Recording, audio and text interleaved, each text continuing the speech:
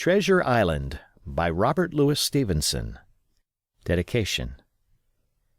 To S.L.O., an American gentleman, in accordance with whose classic taste the following narrative has been designed, it is now, in return for numerous delightful hours, and with the kindest wishes, dedicated by his affectionate friend, the author. To the hesitating purchaser. If sailor tales to sailor tunes, storm and adventure, heat and cold, if schooners, islands, and maroons, and buccaneers and buried gold, and all the old romance retold exactly in the ancient way, can please, as me they pleased of old, the wiser youngsters of today, so be it, and fall on! If not, if studious youth no longer crave, his ancient appetites forgot, Kingston, or Ballantyne the brave, or Cooper of the Wood and Wave, so be it also, and may I and all my pirates share the grave where these and their creations lie. Treasure Island. Part 1. The Old Buccaneer. Chapter 1. The Old Sea Dog at the Admiral Benbow. Squire Trelawney, Dr. Livesey, and the rest of these gentlemen having asked me to write down the whole particulars about Treasure Island, from the beginning to the end, keeping nothing back but the bearings of the island, and that only because there is still treasure not yet lifted, I take up my pen in the year of grace 17 something, and go back to the time when my father kept the Admiral Benbow Inn, and the brown old seaman, with the sabre cut, first took up his lodging under our roof. I remember him as if it were yesterday, as he came plodding to the inn door, his sea-chest following behind him in a hand-barrow, a tall, strong, heavy, nut-brown man, his tarry pigtail falling over the shoulders of his soiled blue coat, his hands ragged and scarred, with black, broken nails, and the sabre cut across one cheek, a dirty, livid white. I remember him looking round the cove and whistling to himself as he did so, and then breaking out in that old sea song that he sang so often afterwards.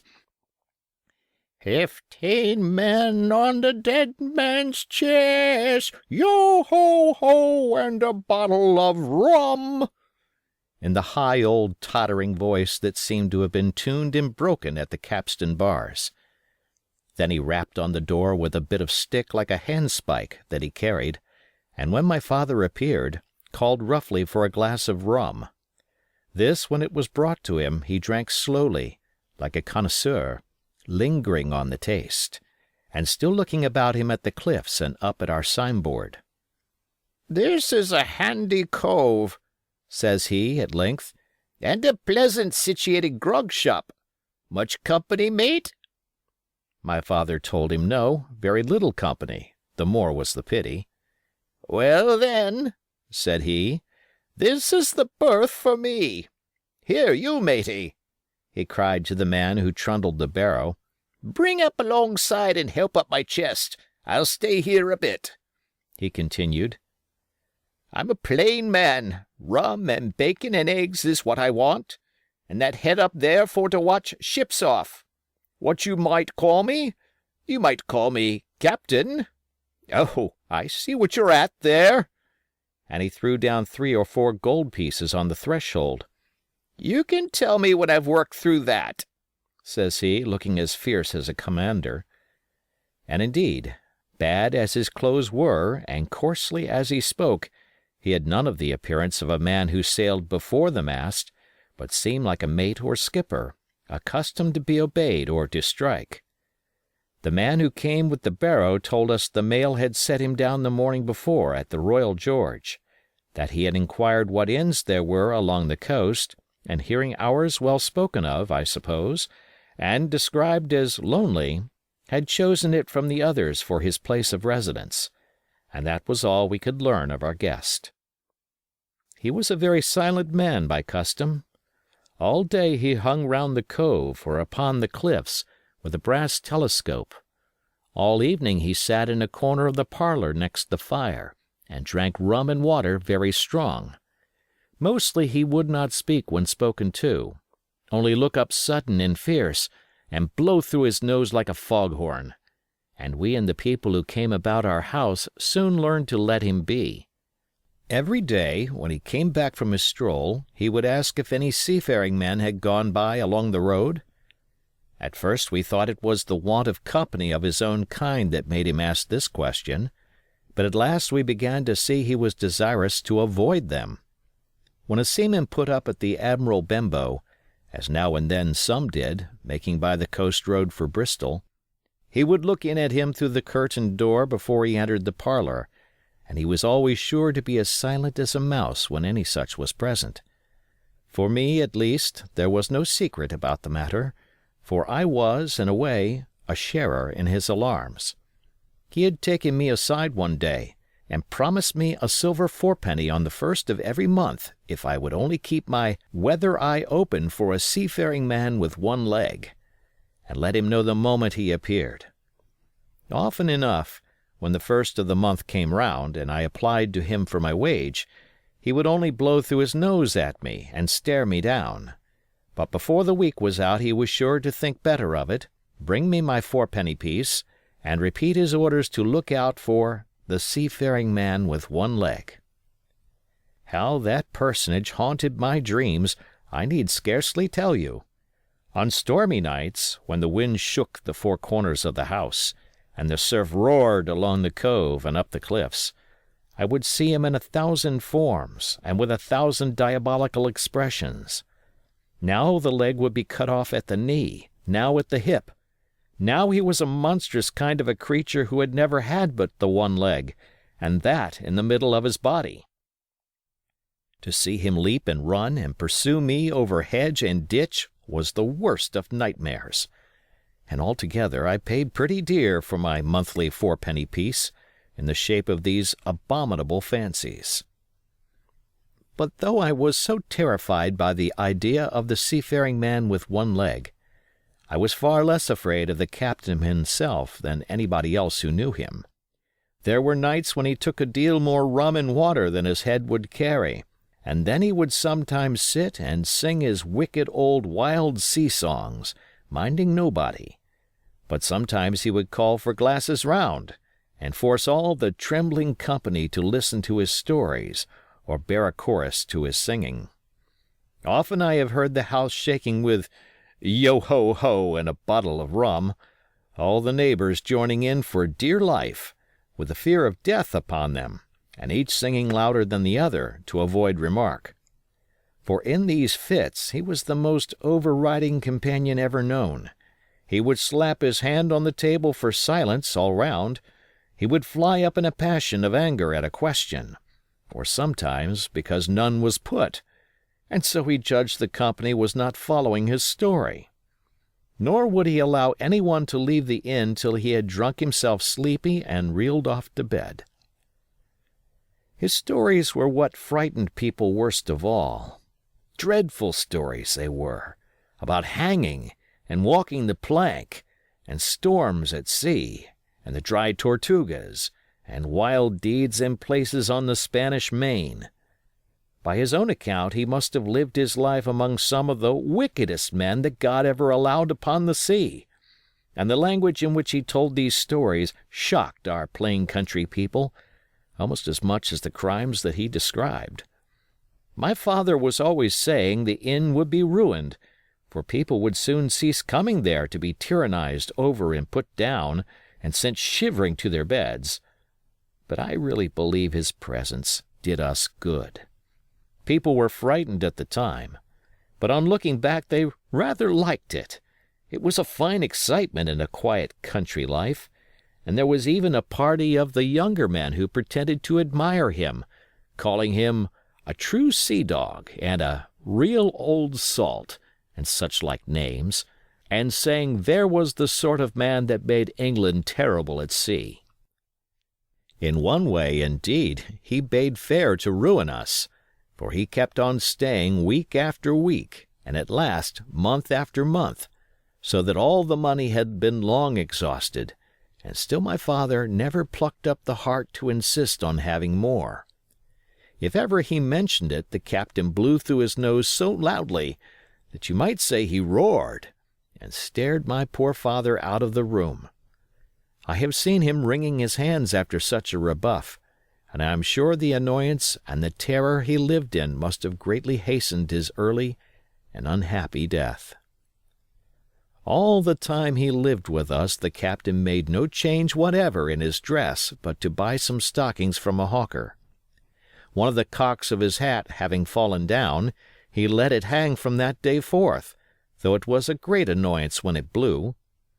I remember the appearance of his coat, which he patched himself upstairs in his room, and which, before the end, was nothing but patches.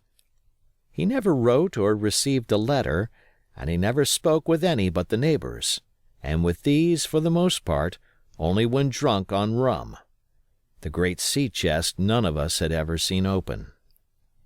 He was only once crossed, and that was towards the end, when my poor father was far gone in a decline that took him off. Dr. Livesey came late one afternoon to see the patient, took a bit of dinner for my mother, and went into the parlor to smoke a pipe until his horse should come down from the hamlet, for we had no stabling at the old Benbow. I followed him in, and I remember observing the contrast the neat, bright doctor, with his powder as white as snow, and his bright black eyes and pleasant manners, made with the coltish country folk, and above all, with that filthy, heavy, bleared scarecrow of a pirate of ours, sitting, far gone in rum, with his arms on the table. Suddenly he, the captain that is, began to pipe up his eternal song, 15 men on the dead man's chest, yo-ho-ho, and a bottle of rum. Drink, and the devil have done for the rest, yo-ho-ho, and a bottle of rum. At first I had supposed the dead man's chest to be that identical big box of his upstairs in the front room, and the thought had been mingled in my nightmares with that of the one-legged seafaring man. But by this time we had all long ceased to pay any particular notice to the song. It was new that night to nobody but Dr. Livesey, and on him I observed it did not produce an agreeable effect, for he looked up for a moment quite angrily before he went on with his talk to old Taylor, the gardener, on a new cure for the rheumatics. In the meantime, the captain gradually brightened up at his own music, and at last flapped his hand upon the table before him in a way we all knew to mean, "Silence!" The voices stopped at once, all but Dr. Livesey's. He went on as before, speaking clear and kind, and drawing briskly at his pipe between every word or two. The captain glared at him for a while, flapped his hand again, glared still harder, and at last broke out with a villainous low oath. "Silence there between decks!" "Were you addressing me, sir?" says the doctor, and when the ruffian had told him, with another oath, that this was so, "I have only one thing to say to you, sir," replies the doctor, "that if you keep on drinking rum, the world will soon be quit of a very dirty scoundrel." The old fellow's fury was awful. He sprang to his feet, drew and opened a sailor's clasp knife, and balancing it open on the palm of his hand, threatened to pin the doctor to the wall.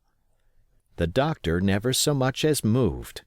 He spoke to him as before over his shoulder and in the same tone of voice, rather high, so that all the room might hear, but perfectly calm and steady. "If you do not put that knife this instant in your pocket, I promise, upon my honor, you shall hang at the next assizes." Then followed a battle of looks between them, but the captain soon knuckled under, put up his weapon, and resumed his seat, grumbling like a beaten dog.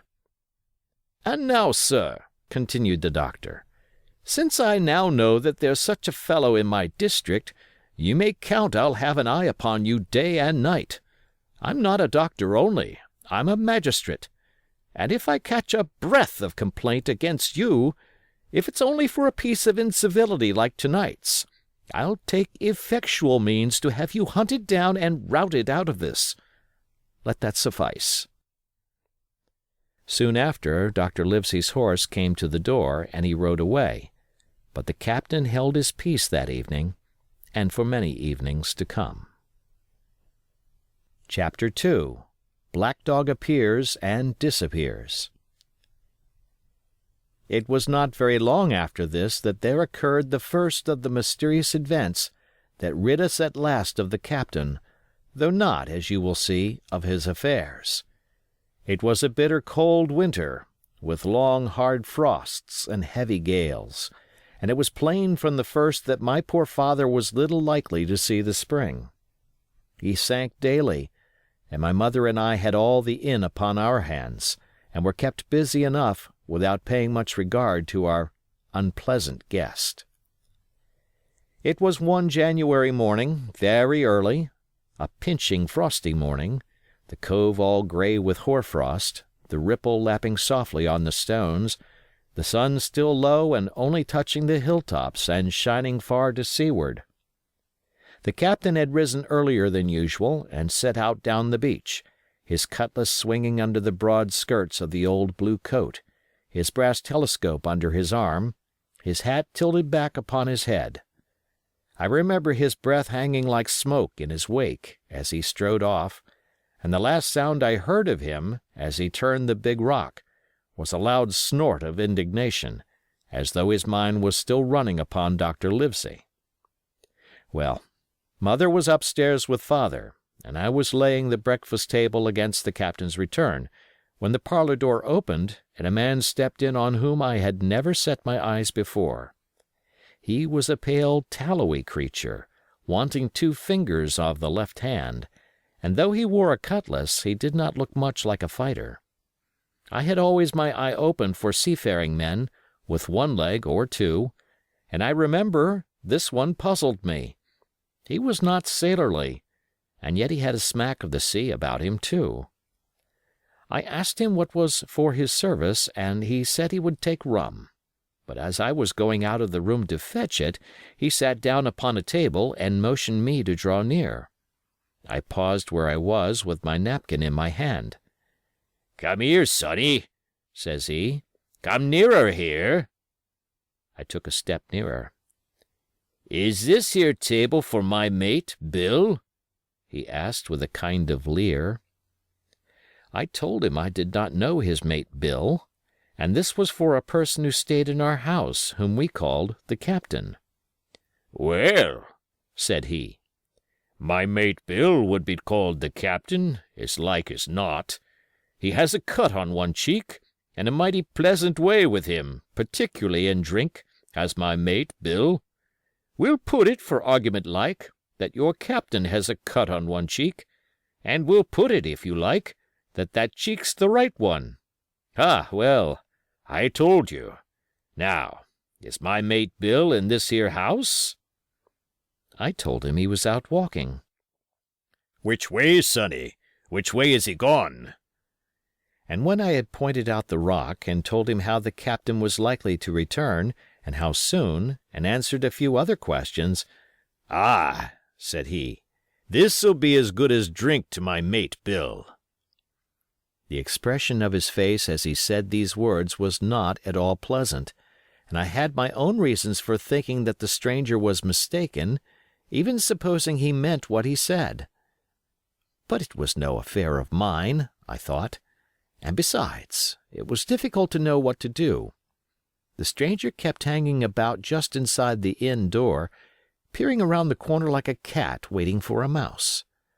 Once I stepped out myself into the road, but he immediately called me back, and as I did not obey quick enough for his fancy, a most horrible change came over his tallowy face, and he ordered me in, with an oath that made me jump.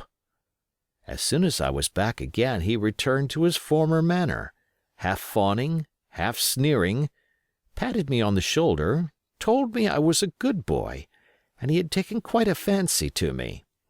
"I have a son of my own," said he, "as like you as 2 blocks, and he's all the pride of my heart. But the great thing for boys is discipline, sonny, discipline. Now, if you had sailed along a bill, you wouldn't have stood there to be spoke to twice, not you. That was never Bill's way, nor the way of such as sailed with him. And here, sure enough, is my mate Bill, with his spyglass under his arm, bless his old heart, to be sure. You and me'll just go back into the parlor, sonny, and get behind the door, and we'll give Bill a little surprise. Bless his heart, I say again." So saying, the stranger backed along with me into the parlor, and put me behind him in the corner, so that we were both hidden by the open door. I was very uneasy and alarmed, as you may fancy, and it rather added to my fears to observe that the stranger was certainly frightened himself. He cleared the hilt of his cutlass and loosened the blade in the sheath, and all the time we were waiting there he kept swallowing as if he felt what we used to call a lump in the throat. At last in strode the captain, slammed the door behind him, without looking to the right or left, and marched straight across the room to where his breakfast awaited him. "Bill," said the stranger, in a voice that I thought he had tried to make bold and big. The captain spun round on his heel and fronted us. All the brown had gone out of his face, and even his nose was blue. He had the look of a man who sees a ghost, or the evil one, or something worse, if anything can be. And, upon my word, I felt sorry to see him, all in a moment, turn so old and sick. "Come, Bill, you know me. You know an old shipmate, Bill, surely?" said the stranger. The captain made a sort of gasp. "Black Dog," said he. "And who else?" returned the other, getting more at his ease. "Black Dog as ever was, come for to see his old shipmate Billy, at the Admiral Benbow Inn. Ah, Bill, Bill, we have seen a sight of times, us two, since I lost them 2 talons," holding up his mutilated hand. "Now look here," said the captain. "You've run me down. Here I am. Well, then, speak up. What is it?" "That's you, Bill," returned Black Dog. "You're in the right of it, Billy. I'll have a glass of rum from this dear child here, as I've took such a liking to, and we'll sit down, if you please, and talk square, like old shipmates." When I returned with the rum, they were already seated on either side of the captain's breakfast table, Black Dog next to the door, and sitting sideways so as to have one eye on his old shipmate and one, as I thought, on his retreat. He bade me go and leave the door wide open. "None of your keyholes for me, sonny," he said, and I left them together and retired into the bar. For a long time, though, I certainly did my best to listen. I could hear nothing but a low gabbling. But at last the voices began to grow higher, and I could pick up a word or two, mostly oaths, from the captain. "No, no, no, no, and an end of it," he cried once. And again, "If it comes to swinging, swing all, say I." Then all of a sudden there was a tremendous explosion of oaths and other noises. The chair and table went over in a lump, a clash of steel followed, and then a cry of pain, and the next instant I saw Black Dog in full flight, and the captain hotly pursuing, both with drawn cutlasses, and the former streaming blood from the left shoulder. Just at the door the captain aimed at the fugitive one last tremendous cut, which would certainly have split him to the chine had it not been intercepted by our big signboard of Admiral Benbow. You may see the notch on the lower side of the frame to this day. That blow was the last of the battle. Once out upon the road, Black Dog, in spite of his wound, showed a wonderful clean pair of heels, and disappeared over the edge of the hill in half a minute. The captain, for his part, stood staring at the signboard like a bewildered man. Then he passed his hand over his eyes several times, and at last turned back into the house. "Jim," says he, "rum." And as he spoke, he reeled a little, and caught himself with one hand against the wall. "Are you hurt?" cried I. "Rum!"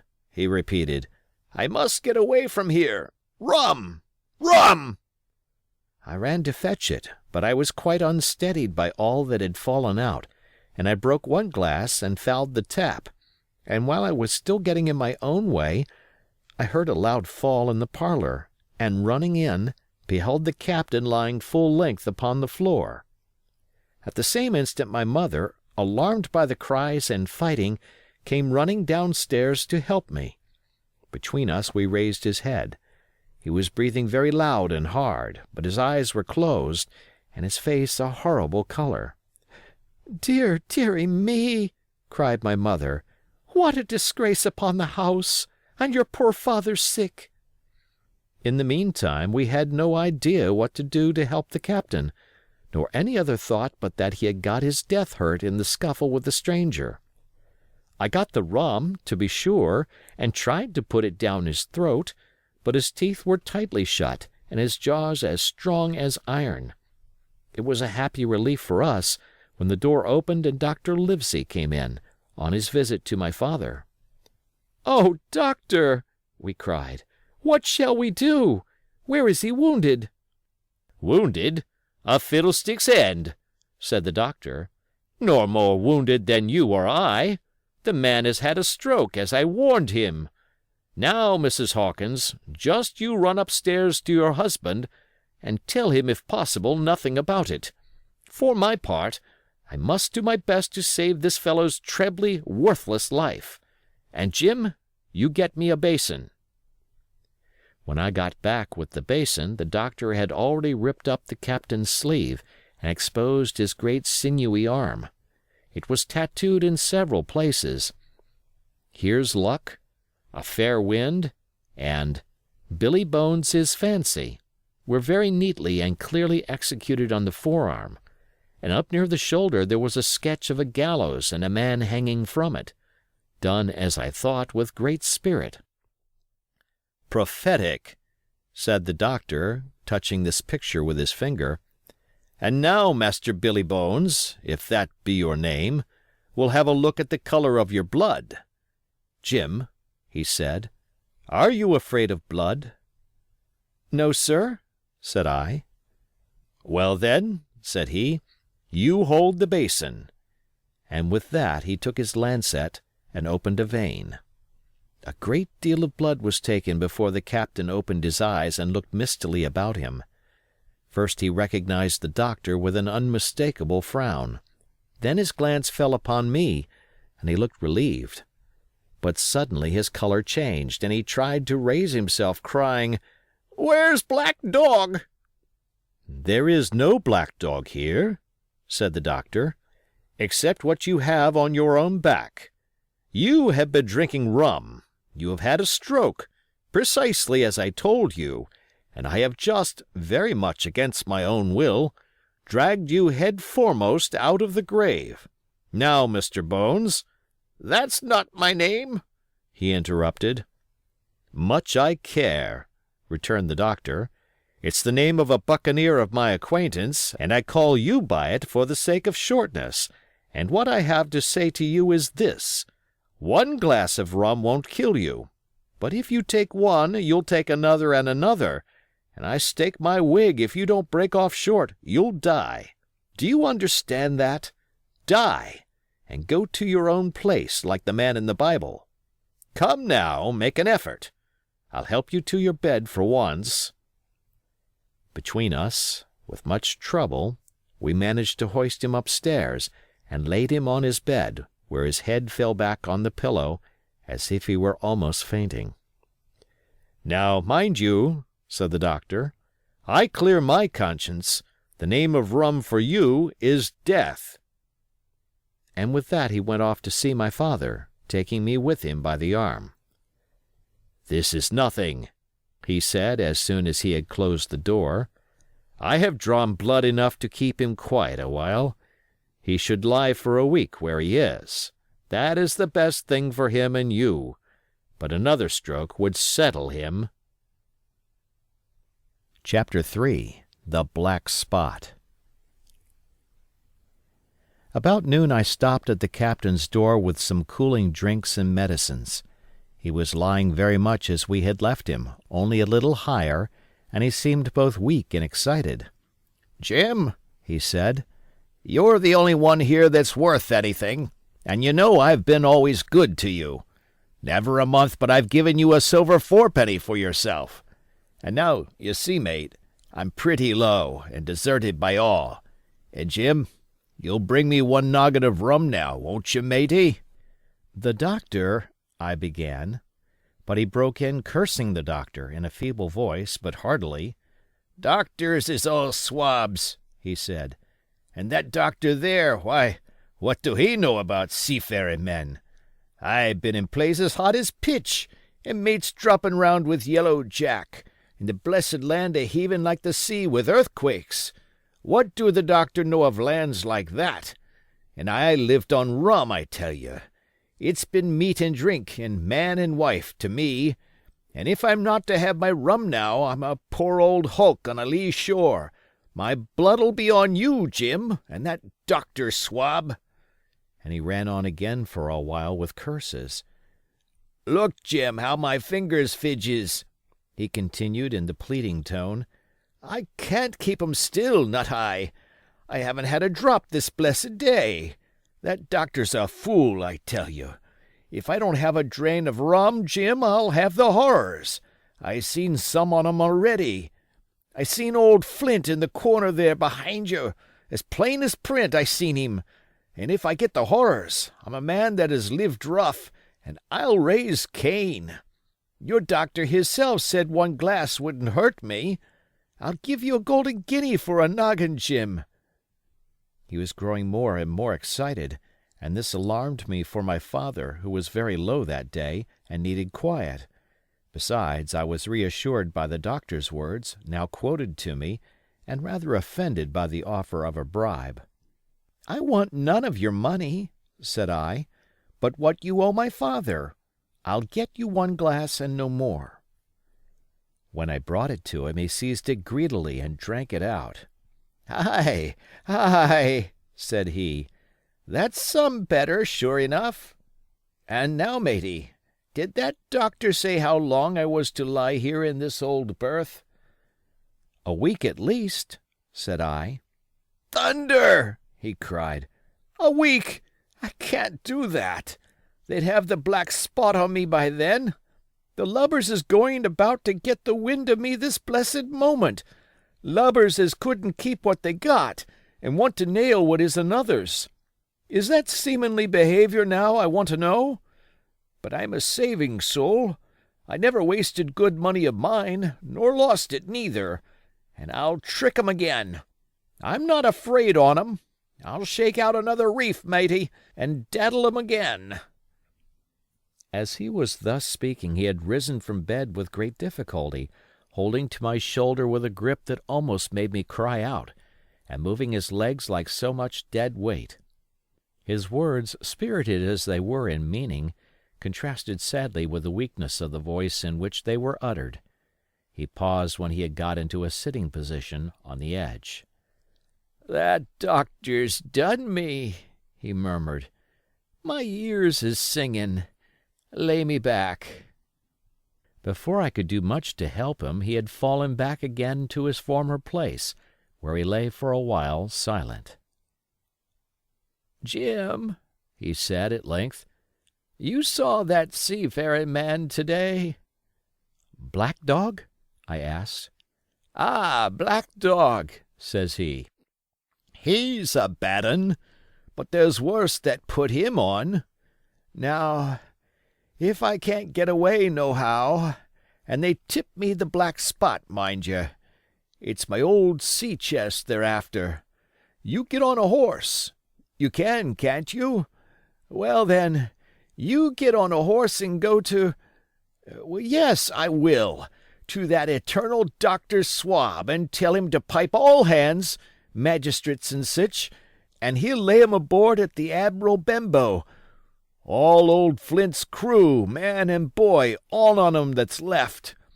I was first mate, I was, old Flint's first mate, and I'm the only one as knows the place. He gave it me at Savannah, when he lay a-dyin', like as if I was to now, ye see. But you won't peach unless you get the black spot on me, or unless you see that black dog again, or a seafaring man with one leg, Jim. Him above all." "But what is the black spot, Captain?" I asked. "That's a summons, mate. I'll tell you if they get that. But you keep your weather eye open, Jim, and I'll share with you equals, upon my honor."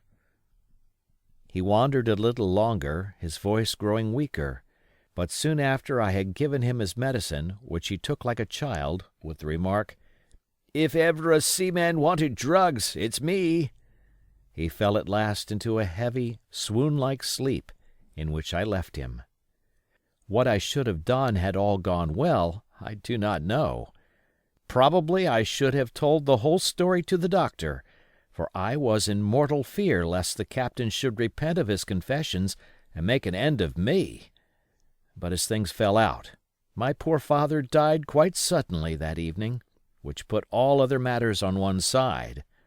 Our natural distress, the visits of the neighbors, the arranging of the funeral, and all the work of the inn to be carried on in the meanwhile, kept me so busy that I had scarcely time to think of the captain, far less to be afraid of him. He got downstairs next morning, to be sure, and had his meals as usual, though he ate little, and had more, I am afraid, than his usual supply of rum, for he helped himself out of the bar, scowling and blowing through his nose, and no one dared to cross him. On the night before the funeral he was as drunk as ever, and it was shocking, in that house of mourning, to hear him singing away at his ugly old sea-song. But, weak as he was, we were all in the fear of death for him, and the doctor was suddenly taken up with a case many miles away, and was never near the house after my father's death. I have said the captain was weak, and indeed he seemed rather to grow weaker than regain his strength. He clambered up and down stairs, and went from the parlor to the bar and back again, and sometimes put his nose out of doors to smell the sea, holding on to the walls as he went for support, and breathing hard and fast like a man on a steep mountain. He never particularly addressed me, and it is my belief he had as good as forgotten his confidences, but his temper was more flighty, and, allowing for his bodily weakness, more violent than ever. He had an alarming way now when he was drunk of drawing his cutlass and laying it bare before him on the table. But with all that, he minded people less, and seemed shut up in his own thoughts and rather wandering. Once, for instance, to our extreme wonder, he piped up to a different air, a kind of country love-song that he must have learned in his youth before he had begun to follow the sea. So things passed until, the day after the funeral, and about 3 o'clock of a bitter, foggy, frosty afternoon, I was standing at the door for a moment full of sad thoughts about my father, when I saw someone drawing slowly near along the road. He was plainly blind, for he tapped before him with a stick, and wore a great green shade over his eyes and nose, and he was hunched, as if with age or weakness, and wore a huge old tattered sea-cloak with a hood, that made him appear positively deformed. I never saw in my life a more dreadful-looking figure. He stopped a little from the inn, and raising his voice in an odd sing-song, addressed the air in front of him. "Will any kind friend inform a poor blind man, who has lost the precious sight of his eyes, in the gracious defence of his native country, England, and God bless King George, where or in what part of this country he may now be?" "You are at the Admiral Benbow, Black Hill Cove, my good man," said I. "I hear a voice," said he, "a young voice. Will you give me your hand, my kind young friend, and lead me in?" I held out my hand, and the horrible, soft-spoken, eyeless creature gripped it in a moment like a vice. I was so much startled that I struggled to withdraw, but the blind man pulled me close up to him with a single action of his arm. "Now, boy," he said, Take me in to the captain." "Sir," said I, "upon my word I dare not." "Oh," he sneered, "that's it. Take me straight in, or I'll break your arm." And he gave it, as he spoke, a wrench that made me cry out. "Sir," said I, "it is for yourself I mean. The captain is not what he used to be. He sits with a drawn cutlass. Another gentleman—" "Come now, march!" interrupted he, and I never heard a voice so cruel and cold and ugly as that blind man's. It cowed me more than the pain, and I began to obey him at once, walking straight in at the door and towards the parlor, where our sick old buccaneer was sitting, dazed with rum. The blind man clung close to me, holding me in one iron fist and leaning almost more of his weight on me than I could carry. "Lead me straight up to him, and when I'm in view, cry out, 'Here's a friend for you, Bill!' If you don't, I'll do this," and with that he gave me a twitch that I thought would have made me faint. Between this and that I was so utterly terrified of the blind beggar that I forgot my terror of the captain, and as I opened the parlor door, cried out the words he had ordered in a trembling voice. The poor captain raised his eyes, and at one look the rum went out of him and left him staring sober. The expression of his face was not so much of terror as of mortal sickness. He made a movement to rise, but I do not believe he had enough force left in his body. "Now, Bill, sit where you are," said the beggar. "If I can't see, I can hear a finger stirring. Business is business. Hold out your left hand. Boy, take his left hand by the wrist and bring it near to my right." We both obeyed him to the letter, and I saw him pass something from the hollow of the hand that held his stick into the palm of the captain's, which closed upon it instantly. "And now that's done," said the blind man, and at the words he suddenly left hold of me and, with incredible accuracy and nimbleness, skipped out of the parlor and into the road, where, as I stood motionless, I could hear his stick go tap tap tapping into the distance. It was some time before either I or the captain seemed to gather our senses, but at length, and about at the same moment, I released his wrist, which I was still holding, and he drew in his hand and looked sharply into the palm. "10 o'clock!" he cried. "6 hours! We'll do them yet!" And he sprang to his feet.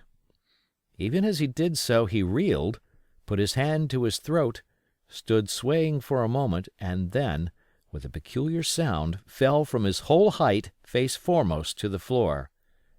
I ran to him at once, calling to my mother, but haste was all in vain. The captain had been struck dead by thundering apoplexy.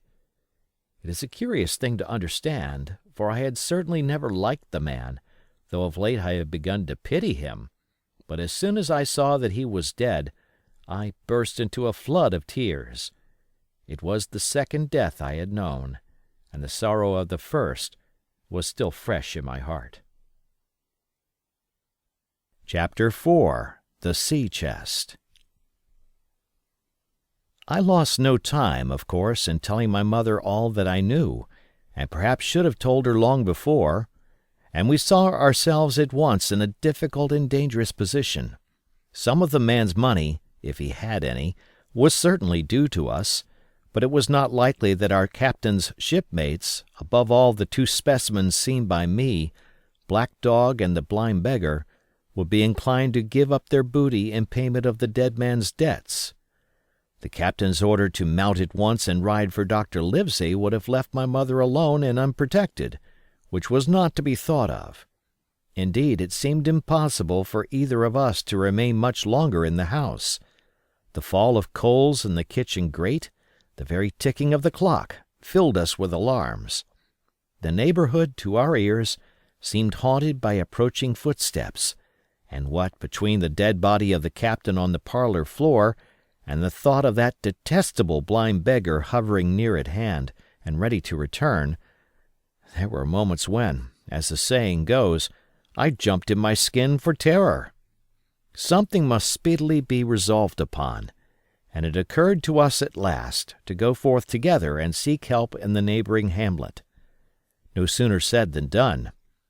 Bareheaded as we were, we ran out at once in the gathering evening and the frosty fog. The hamlet lay not many hundred yards away, though out of view, on the other side of the next cove, and what greatly encouraged me, it was in an opposite direction from that whence the blind man had made his appearance, and whither he had presumably returned. We were not many minutes on the road, though we sometimes stopped to lay hold of each other and hearken. But there was no unusual sound, nothing but the low wash of the ripple and the croaking of the inmates of the wood.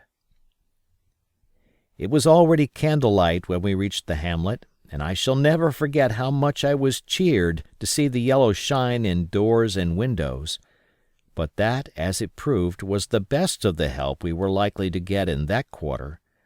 For you would have thought men would have been ashamed of themselves. No soul would consent to return with us to the Admiral Benbow.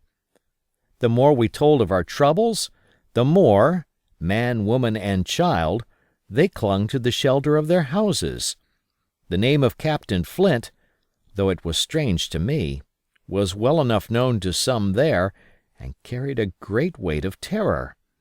Some of the men who had been to field work on the far side of the Admiral Benbow remembered, besides, to have seen several strangers on the road, and, taking them to be smugglers, to have bolted away, and one at least had seen a little lugger in what we called Kit's Hole.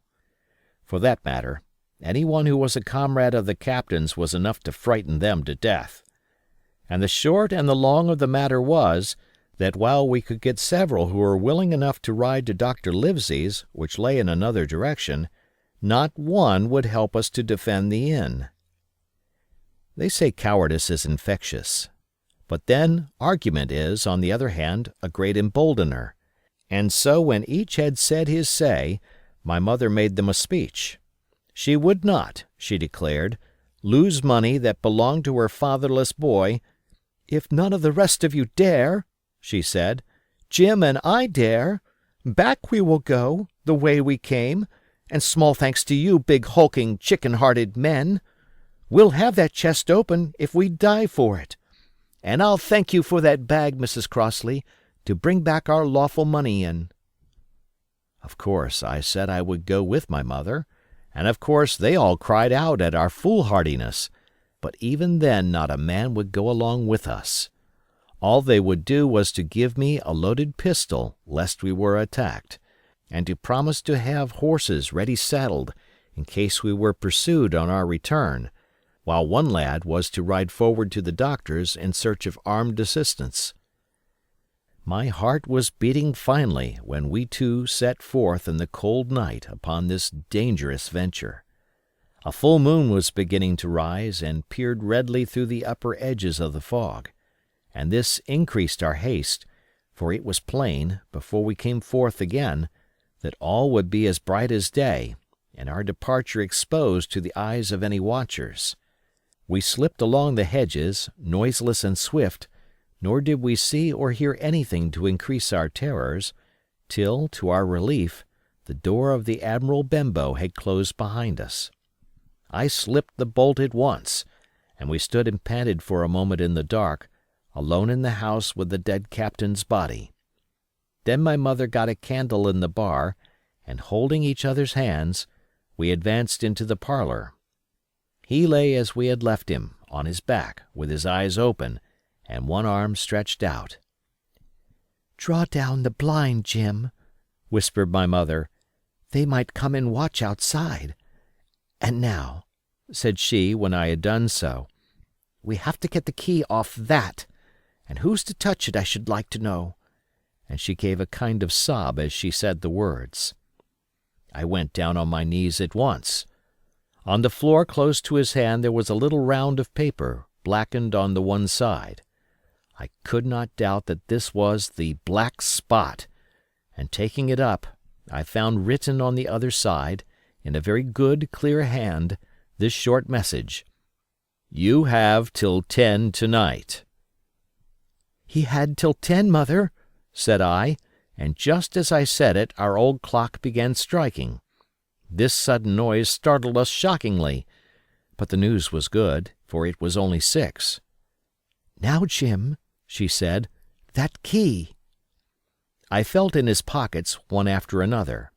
A few small coins, a thimble, and some thread and big needles, a piece of pigtail tobacco bitten away at the end, his gully with a crooked handle, a pocket compass, and a tinder box were all that they contained, and I began to despair. "Perhaps it's round his neck," suggested my mother. Overcoming a strong repugnance, I tore open his shirt at the neck, and there, sure enough, hanging to a bit of tarry string, which I cut with my own gully, we found the key. At this triumph we were filled with hope, and hurried upstairs without delay to the little room where he had slept so long, and where his box had stood since the day of his arrival. It was like any other seaman's chest on the outside, the initial B burned on the top of it with a hot iron, and the corners somewhat smashed and broken as by long, rough usage. "Give me the key," said my mother, and though the lock was very stiff, she had turned it and thrown back the lid in a twinkling. A strong smell of tobacco and tar rose from the interior, but nothing was to be seen on the top except a suit of very good clothes, carefully brushed and folded. They had never been worn, my mother said. Under that the miscellany began: a quadrant, a tin cannikin, several sticks of tobacco, 2 brace of very handsome pistols, a piece of bar silver, an old Spanish watch, and some other trinkets of little value and mostly of foreign make, a pair of compasses mounted with brass, and 5 or 6 curious West Indian shells. I have often wondered since why he should have carried about these shells with him in his wandering, guilty, and hunted life. In the meantime, we had found nothing of any value but the silver and the trinkets, and neither of these were in our way. Underneath there was an old boat cloak, whitened with sea salt on many a harbor bar. My mother pulled it up with impatience, and there lay before us, the last things in the chest, a bundle tied up in oilcloth and looking like papers, and a canvas bag that gave forth at a touch the jingle of gold. "I'll show these rogues that I'm an honest woman," said my mother. "I'll have my dues and not a farthing over. Hold Mrs. Crossley's bag." And she began to count over the amount of the captain's score from the sailor's bag into the one that I was holding. It was a long, difficult business, for the coins were of all countries and sizes, doubloons and louis d'or, and guineas and pieces of 8, and I know not what besides, all shaken together at random. The guineas, too, were about the scarcest, and it was with these only that my mother knew how to make her count. When we were about half-way through, I suddenly put my hand upon her arm, for I had heard in the silent, frosty air a sound that brought my heart into my mouth, the tap-tapping of the blind man's stick upon the frozen road. It drew nearer and nearer while we sat holding our breath. Then it struck sharp on the inn door, and then we could hear the handle being turned, and the bolt rattling as the wretched being tried to enter, and then there was a long time of silence both within and without. At last the tapping recommenced, and, to our indescribable joy and gratitude, died slowly away again until it ceased to be heard.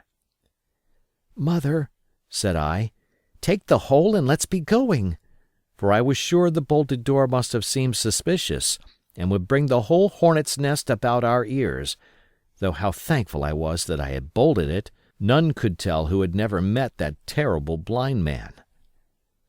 But my mother, frightened as she was, would not consent to take a fraction more than was due to her, and was obstinately unwilling to be content with less. It was not yet 7, she said, by a long way. She knew her rights, and she would have them, and she was still arguing with me, when a little low whistle sounded a good way off upon the hill. That was enough and more than enough for both of us. "I'll take what I have," she said, jumping to her feet. "And I'll take this to square the count," said I, picking up the oilskin packet. Next moment we were both groping downstairs, leaving the candle by the empty chest, and the next we had opened the door and were in full retreat. We had not started a moment too soon. The fog was rapidly dispersing. Already the moon shone quite clear on the high ground on either side, and it was only in the exact bottom of the dell and round the tavern door that a thin veil still hung unbroken to conceal the first steps of our escape. Far less than halfway to the hamlet, very little beyond the bottom of the hill, we must come forth into the moonlight. Nor was this all, for the sound of several footsteps running came already to our ears, and as we looked back in their direction, a light tossing to and fro and still rapidly advancing, showed that one of the newcomers carried a lantern. "My dear," said my mother suddenly, "take the money and run on. I am going to faint." This was certainly the end for both of us, I thought. How I cursed the cowardice of the neighbors, how I blamed my poor mother for her honesty and her greed, for her past foolhardiness and present weakness. We were just at the little bridge, by good fortune, and I helped her, tottering as she was, to the edge of the bank, where, sure enough, she gave a sigh and fell on my shoulder. I do not know how I found the strength to do it at all, and I am afraid it was roughly done, but I managed to drag her down the bank and a little way under the arch. Farther I could not move her, for the bridge was too low to let me do more than crawl below it. So there we had to stay, my mother almost entirely exposed, and both of us within earshot of the inn. Chapter 5. The Last of the Blind Man. My curiosity, in a sense, was stronger than my fear, for I could not remain where I was, but crept back to the bank again, whence, sheltering my head behind a bush of broom, I might command the road before our door. I was scarcely in position ere my enemies began to arrive, 7 or 8 of them, running hard, their feet beating out of time along the road, and the man with the lantern some paces in front. 3 men ran together, hand in hand, and I made out, even through the mist, that the middle man of this trio was the blind beggar. The next moment his voice showed me that I was right. "Down with the door!"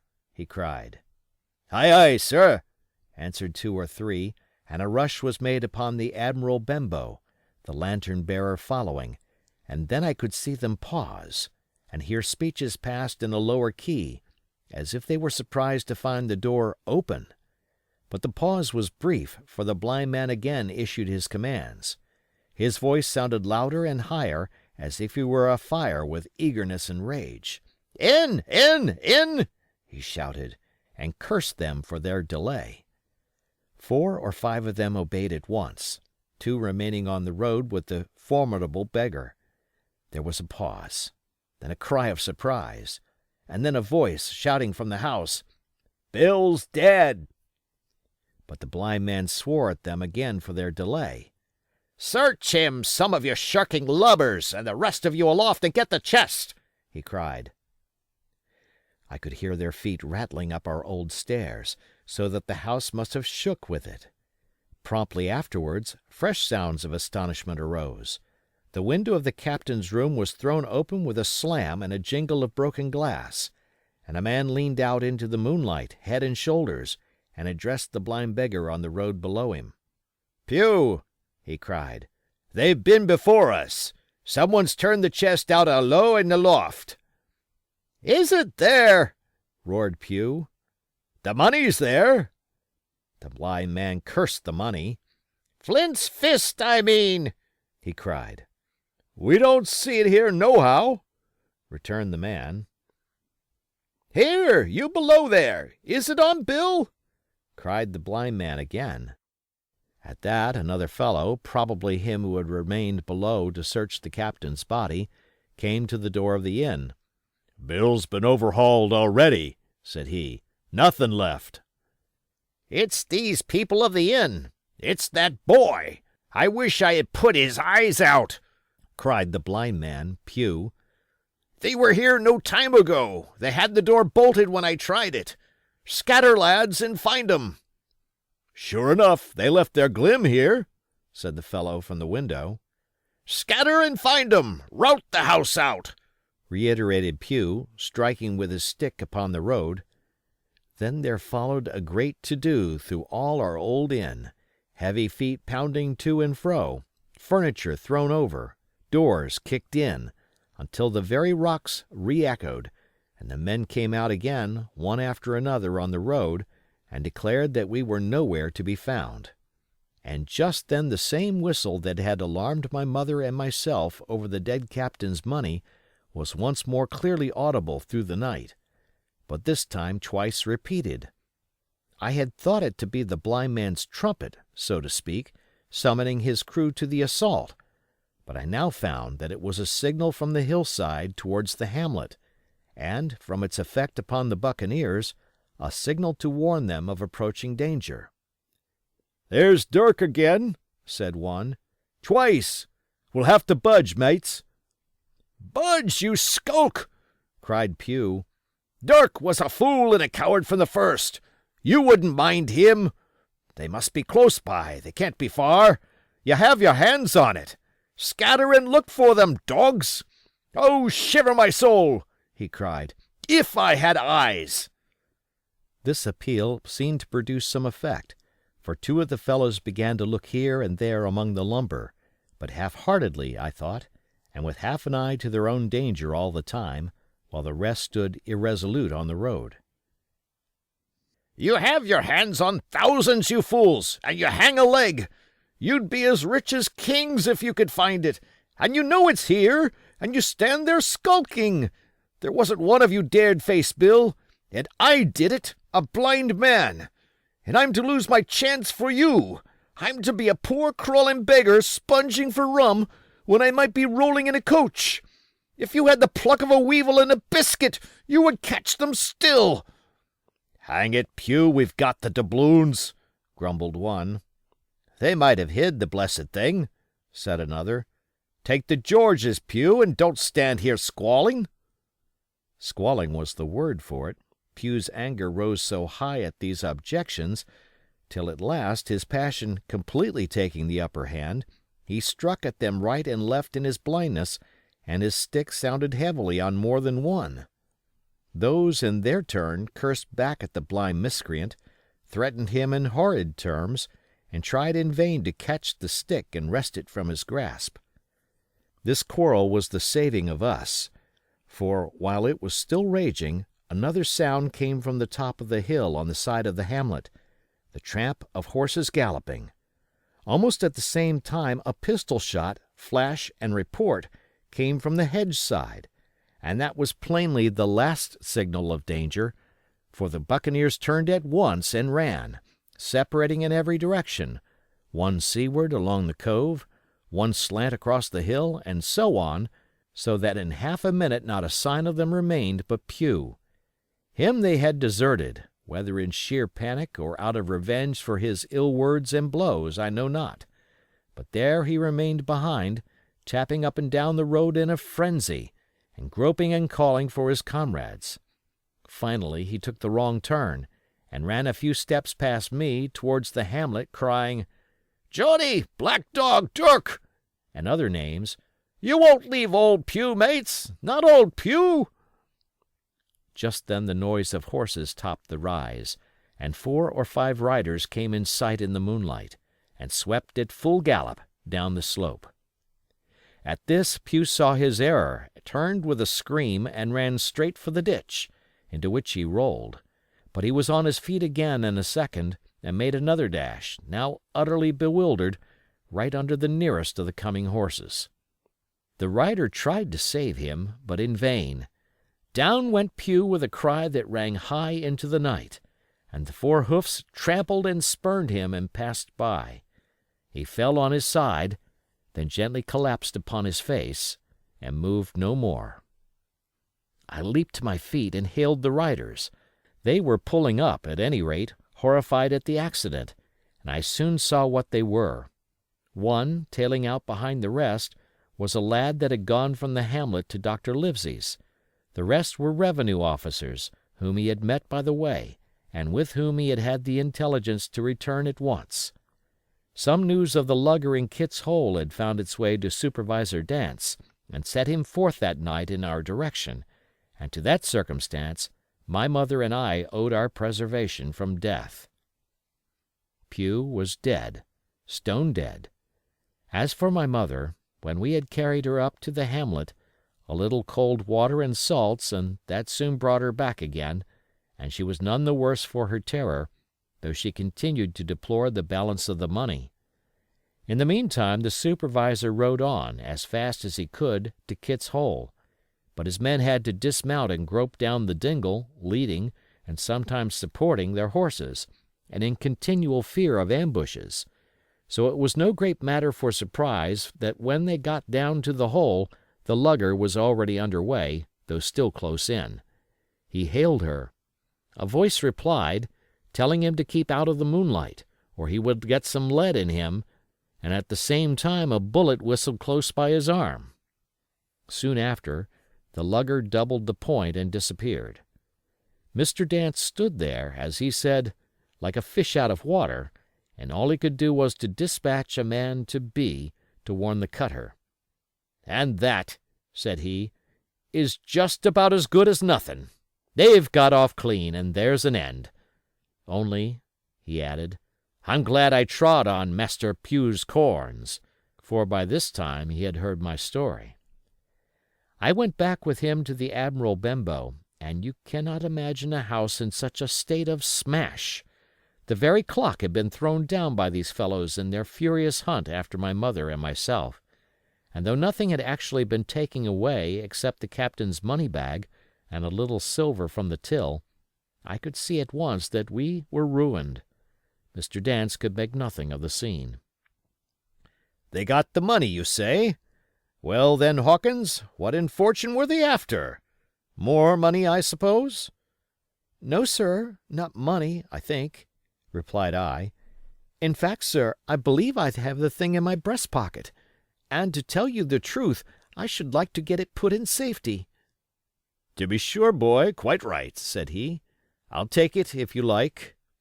"I thought perhaps Dr. Livesey—" I began.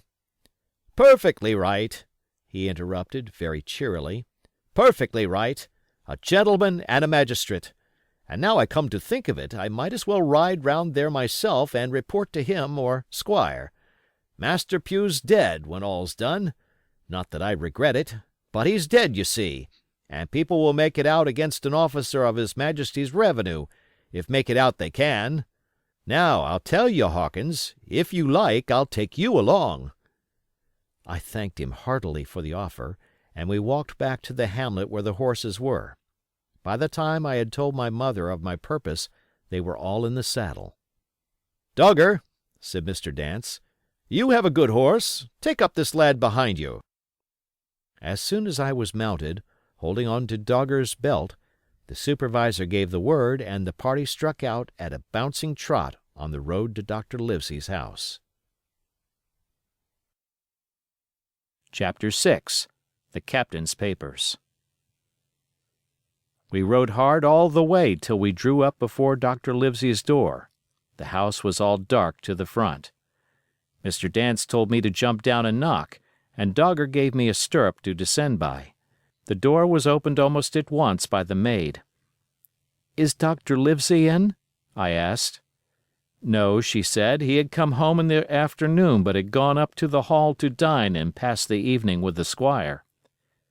"So there we go, boys," said Mr. Dance. This time, as the distance was short, I did not mount, but ran with Dogger's stirrup leather to the lodge gates and up the long, leafless, moonlit avenue to where the white line of the hall buildings looked on either hand on great old gardens. Here Mr. Dance dismounted, and, taking me along with him, was admitted at a word into the house. The servant led us down a matted passage and showed us at the end into a great library, all lined with bookcases and busts upon the top of them, where the squire and Dr. Livesey sat, pipe in hand, on either side of a bright fire. I had never seen the squire so near at hand. He was a tall man, over 6 feet high, and broad in proportion, and he had a bluff, rough and ready face, all roughened and reddened and lined in his long travels. His eyebrows were very black and moved readily, and this gave him a look of some temper, not bad, you would say, but quick and high. "Come in, Mr. Dance," says he, very stately and condescending. "Good evening, Dance," says the doctor with a nod. "And good evening to you, friend Jim. What good wind brings you here?" The supervisor stood up straight and stiff and told his story like a lesson, and you should have seen how the two gentlemen leaned forward and looked at each other, and forgot to smoke in their surprise and interest. When they heard how my mother went back to the inn, Dr. Livesey fairly slapped his thigh, and the squire cried, "Bravo!" and broke his long pipe against the grate. Long before it was done, Mr. Trelawney, that, you will remember, was the squire's name, had got up from his seat and was striding about the room, and the doctor, as if to hear the better, had taken off his powdered wig and sat there looking very strange indeed with his own close-cropped black poll. At last Mr. Dance finished the story. "Mr. Dance," said the squire, "you are a very noble fellow, and as for riding down that black, atrocious miscreant, I regard it as an act of virtue, sir, like stamping on a cockroach. This lad Hawkins is a trump, I perceive. Hawkins, will you ring that bell? Mr. Dance must have some ale." "And so, Jim," said the doctor, "you have the thing that they were after, have you?" "Here it is, sir," said I, and gave him the oilskin packet. The doctor looked it all over, as if his fingers were itching to open it, but instead of doing that, he put it quietly in the pocket of his coat. "Squire," said he, "when Dance has had his ale he must, of course, be off on his Majesty's service, but I mean to keep Jim Hawkins here to sleep at my house, and with your permission, I propose we should have up the cold pie and let him sup." "As you will, Livesey," said the squire. "Hawkins has earned better than cold pie." So a big pigeon pie was brought in and put on a side table, and I made a hearty supper, for I was as hungry as a hawk, while Mr. Dance was further complimented and at last dismissed. "And now, squire," said the doctor. "And now, Livesey," said the squire in the same breath. "One at a time, one at a time," laughed Dr. Livesey. "You have heard of this Flint, I suppose?" "Heard of him!" cried the squire. "Heard of him, you say? He was the bloodthirstiest buccaneer that sailed. Blackbeard was a child to Flint. The Spaniards were so prodigiously afraid of him that I tell you, sir, I was sometimes proud he was an Englishman.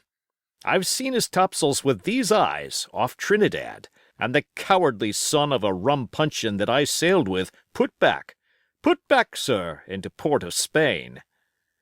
"Well, I've heard of him myself in England," said the doctor. "But the point is, had he money?" "Money!" cried the squire. "Have you heard the story? What were these villains after but money? What do they care for but money? For what would they risk their rascal carcasses but money?" "That we shall soon know," replied the doctor. "But you are so confoundedly hot-headed and exclamatory that I cannot get a word in. What I want to know is this: supposing that I have here in my pocket some clue to where Flint buried his treasure, will that treasure amount to much?" "Amount, sir!" cried the squire. "It will amount to this. If we have the clue you talk about, I fit out a ship in Bristol dock and take you and Hawkins here along, and I'll have that treasure if I search a year." "Very well," said the doctor. "Now then, if Jim is agreeable, we'll open the packet." And he laid it before him on the table. The bundle was sewn together, and the doctor had to get out his instrument case and cut the stitches with his medical scissors. It contained two things, a book and a sealed paper. "First of all, we'll try the book," observed the doctor. The squire and I were both peering over his shoulder as he opened it, for Dr. Livesey had kindly motioned me to come round from the side table, where I had been eating, to enjoy the sport of the search. On the first page there was only some scraps of writing, such as a man with a pen in his hand might make for idleness or practice. One was the same as the tattoo mark, "Billy Bones his fancy." Then there was, "Mr. W. Bones, mate. No more rum. Off Palm Key he got it," and some other snatches, mostly single words and unintelligible. I could not help wondering who it was that had got it, and what it was that he got. A knife in his back, as like as not. "Not much instruction there," said Dr. Livesey as he passed on. The next 10 or 12 pages were filled with a curious species of entries. There was a date at one end of the line and at the other a sum of money, as in common account books, but instead of explanatory writing, only a varying number of crosses between the two. On the 12th of June, 1745, for instance, a sum of £70 had plainly become due to someone, and there was nothing but 6 crosses to explain the cause. In a few cases, to be sure, the name of a place would be added, as off Caracas, or a mere entry of latitude and longitude, as 62 degrees 17 minutes 20 seconds, 19 degrees 2 minutes 40 seconds. The record lasted over nearly 20 years, the amount of the separate entries growing larger as time went on, and at the end a grand total had been made out after 5 or 6 wrong additions, and these words appended, "Bones his pile." "I can't make head or tail of this," said Dr. Livesey. "The thing is as clear as noonday," cried the squire. "This is the Black-hearted Hound's account book. These crosses stand for the names of ships or towns that they sank or plundered. The sums are the scoundrel's share, and where he offered an ambiguity, you see he added something clearer.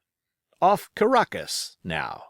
You see, here was some unhappy vessel boarded off that coast. God help the poor souls that manned her. Coral long ago." "Right," said the doctor. "See what it is to be a traveler. Right. And the amounts increase, you see, as he rose in rank." There was little else in the volume but a few bearings of places noted in the blank leaves toward the end, and a table for reducing French, English, and Spanish moneys to a common value. "Thrifty man!" cried the doctor. "He wasn't the one to be cheated." "And now," said the squire, "for the other." The paper had been sealed in several places with a thimble by way of seal, the very thimble, perhaps, that I had found in the captain's pocket.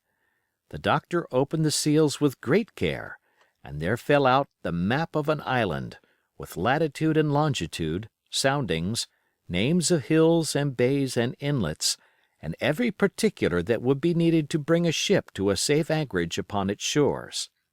It was about 9 miles long and 5 across, shaped, you might say, like a fat dragon standing up, and had 2 fine, landlocked harbors, and a hill in the center part marked the Spyglass. There were several editions of a later date, but above all, 3 crosses of red ink, 2 on the north part of the island, 1 in the southwest, and beside this last, in the same red ink, and in a small, neat hand, very different from the captain's tottery characters, these words, "Bulk of treasure here." Over on the back the same hand had written this further information: "Tall tree, Spyglass shoulder, bearing a point to the north of north-northeast. Skeleton Island, east-southeast and by east. 10 feet. The bar silver is in the north cache. You can find it by the trend of the east hummock, 10 fathoms south of the black crag with the face on it. The arms are easy found in the sand hill, north point of North Inlet Cape, bearing east and a quarter north. J.F."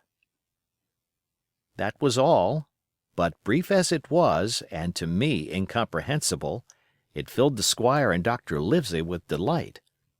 "Livesey," said the squire, "you will give up this wretched practice at once. Tomorrow I start for Bristol. In 3 weeks' time, 3 weeks, 2 weeks, 10 days, we'll have the best ship, sir, and the choicest crew in England.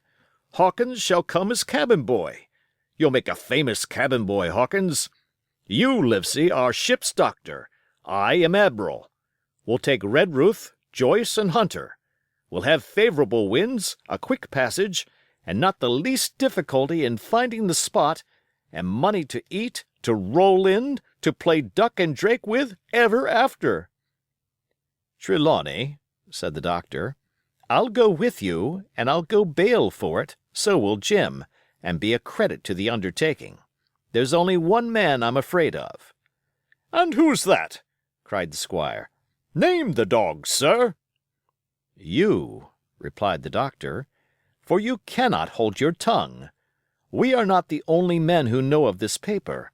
These fellows who attacked the inn tonight, bold, desperate blades for sure, and the rest who stayed aboard that lugger, and more, I dare say, not far off, are, one and all, through thick and thin, bound that they'll get that money. We must none of us go alone till we get to sea. Jim and I shall stick together in the meanwhile.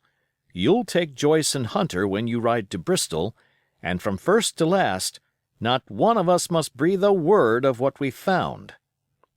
"Livesey," returned the squire, "you were always in the right of it. I'll be as silent as the grave." Part 2. The Sea Cook. Chapter 7. I Go to Bristol. It was longer than the squire imagined ere we were ready for the sea, and none of our first plans, not even Dr. Livesey's, of keeping me beside him, could be carried out as we intended. The doctor had to go to London for a physician to take charge of his practice. The squire was hard at work at Bristol, and I lived on at the Hall under the charge of old Redruth, the gamekeeper, almost a prisoner, but full of sea dreams and the most charming anticipations of strange islands and adventures. I brooded by the hour together over the map, all the details of which I well remembered. Sitting by the fire in the housekeeper's room, I approached that island in my fancy from every possible direction. I explored every acre of its surface. I climbed 1,000 times to that tall hill they call the Spyglass, and from the top enjoyed the most wonderful and changing prospects. Sometimes the isle was thick with savages, with whom we fought, sometimes full of dangerous animals that hunted us. But in all my fancies, nothing occurred to me so strange and tragic as our actual adventures. So the weeks passed on, till one fine day there came a letter addressed to Dr. Livesey with this addition, to be opened, in the case of his absence, by Tom Redruth or young Hawkins. Obeying this order, we found, or rather I found, for the gamekeeper was a poor hand at reading anything but print, the following important news. Old Anchor Inn, Bristol, March 1st. Dear Livesey, as I do not know whether you are at the Hall or still in London, I send this in double to both places. The ship is bought and fitted. She lies at anchor, ready for sea. You never imagined a sweeter schooner. A child might sail her. 200 tons. Name? Hispaniola. I got her through my old friend Blandly, who has proved himself throughout the most surprising trump. The admirable fellow literally slaved in my interest, and so, I may say, did everyone in Bristol, as soon as they got wind of the port we sailed for. Treasure, I mean. Redruth, said I, interrupting the letter, Dr. Livesey will not like that. The squire has been talking after all. Well, who's a better right? Growled the gamekeeper. A pretty rum go if Squire ain't to talk for Dr. Livesey, I should think. At that, I gave up all attempts at commentary and read straight on. Blandly himself found the Hispaniola, and by the most admirable management got her for the merest trifle. There is a class of men in Bristol monstrously prejudiced against Blandly. They go the length of declaring that this honest creature would do anything for money, that the Hispaniola belonged to him, and that he sold it me absurdly high. The most transparent calumnies. None of them dare, however, to deny the merits of the ship. So far there was not a hitch. The workpeople, to be sure, riggers and what not, were most annoyingly slow, but time cured that. It was the crew that troubled me. I wished a round score of men, in case of natives, buccaneers, or the odious French, and I had the worry of the deuce itself to find so much as half a dozen, till the most remarkable stroke of fortune brought me the very man that I required. I was standing on the dock, when, by the merest accident, I fell in talk with him. I found he was an old sailor, kept a public-house, knew all the seafaring men in Bristol, had lost his health ashore, and wanted a good berth as cook to get to sea again. He had hobbled down there that morning, he said, to get a smell of the salt. I was monstrously touched. So would you have been, and out of pure pity I engaged him on the spot to be ship's cook. Long John Silver he is called, and has lost a leg, but that I regarded as a recommendation, since he lost it in his country's service under the immortal Hawk. He has no pension, Livesey. Imagine the abominable age we live in. Well, sir, I thought I had only found a cook, but it was a crew I had discovered. Between Silver and myself we got together in a few days a company of the toughest old salts imaginable. Not pretty to look at, but fellows, by their faces, of the most indomitable spirit. I declare we could fight a frigate. Long John even got rid of 2 out of the 6 or 7 I had already engaged. He showed me in a moment that they were just the sort of freshwater swabs we had to fear in an adventure of importance. I am in the most magnificent health and spirits, eating like a bull, sleeping like a tree. Yet I shall not enjoy a moment till I hear my old tarpaulins tramping round the capstan. Seaward, ho! Hang the treasure! It's the glory of the sea that has turned my head. So now, Livesey, come post. Do not lose an hour, if you respect me.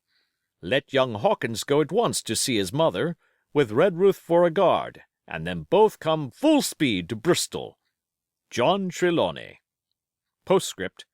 I did not tell you that Blandly, who, by the way, is to send a consort after us if we don't turn up by the end of August, had found an admirable fellow for sailing-master, a stiff man, which I regret, but in all other respects a treasure. Long John Silver unearthed a very competent man for a mate, a man named Arrow.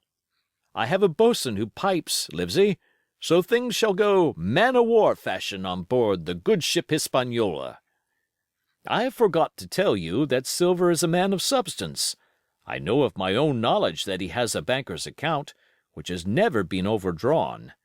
He leaves his wife to manage the inn, and as she is a woman of color, a pair of old bachelors like you and I may be excused for guessing that it is the wife, quite as much as the health, that sends him back to roving. J.T. P.P.S. Hawkins may stay one night with his mother. J.T.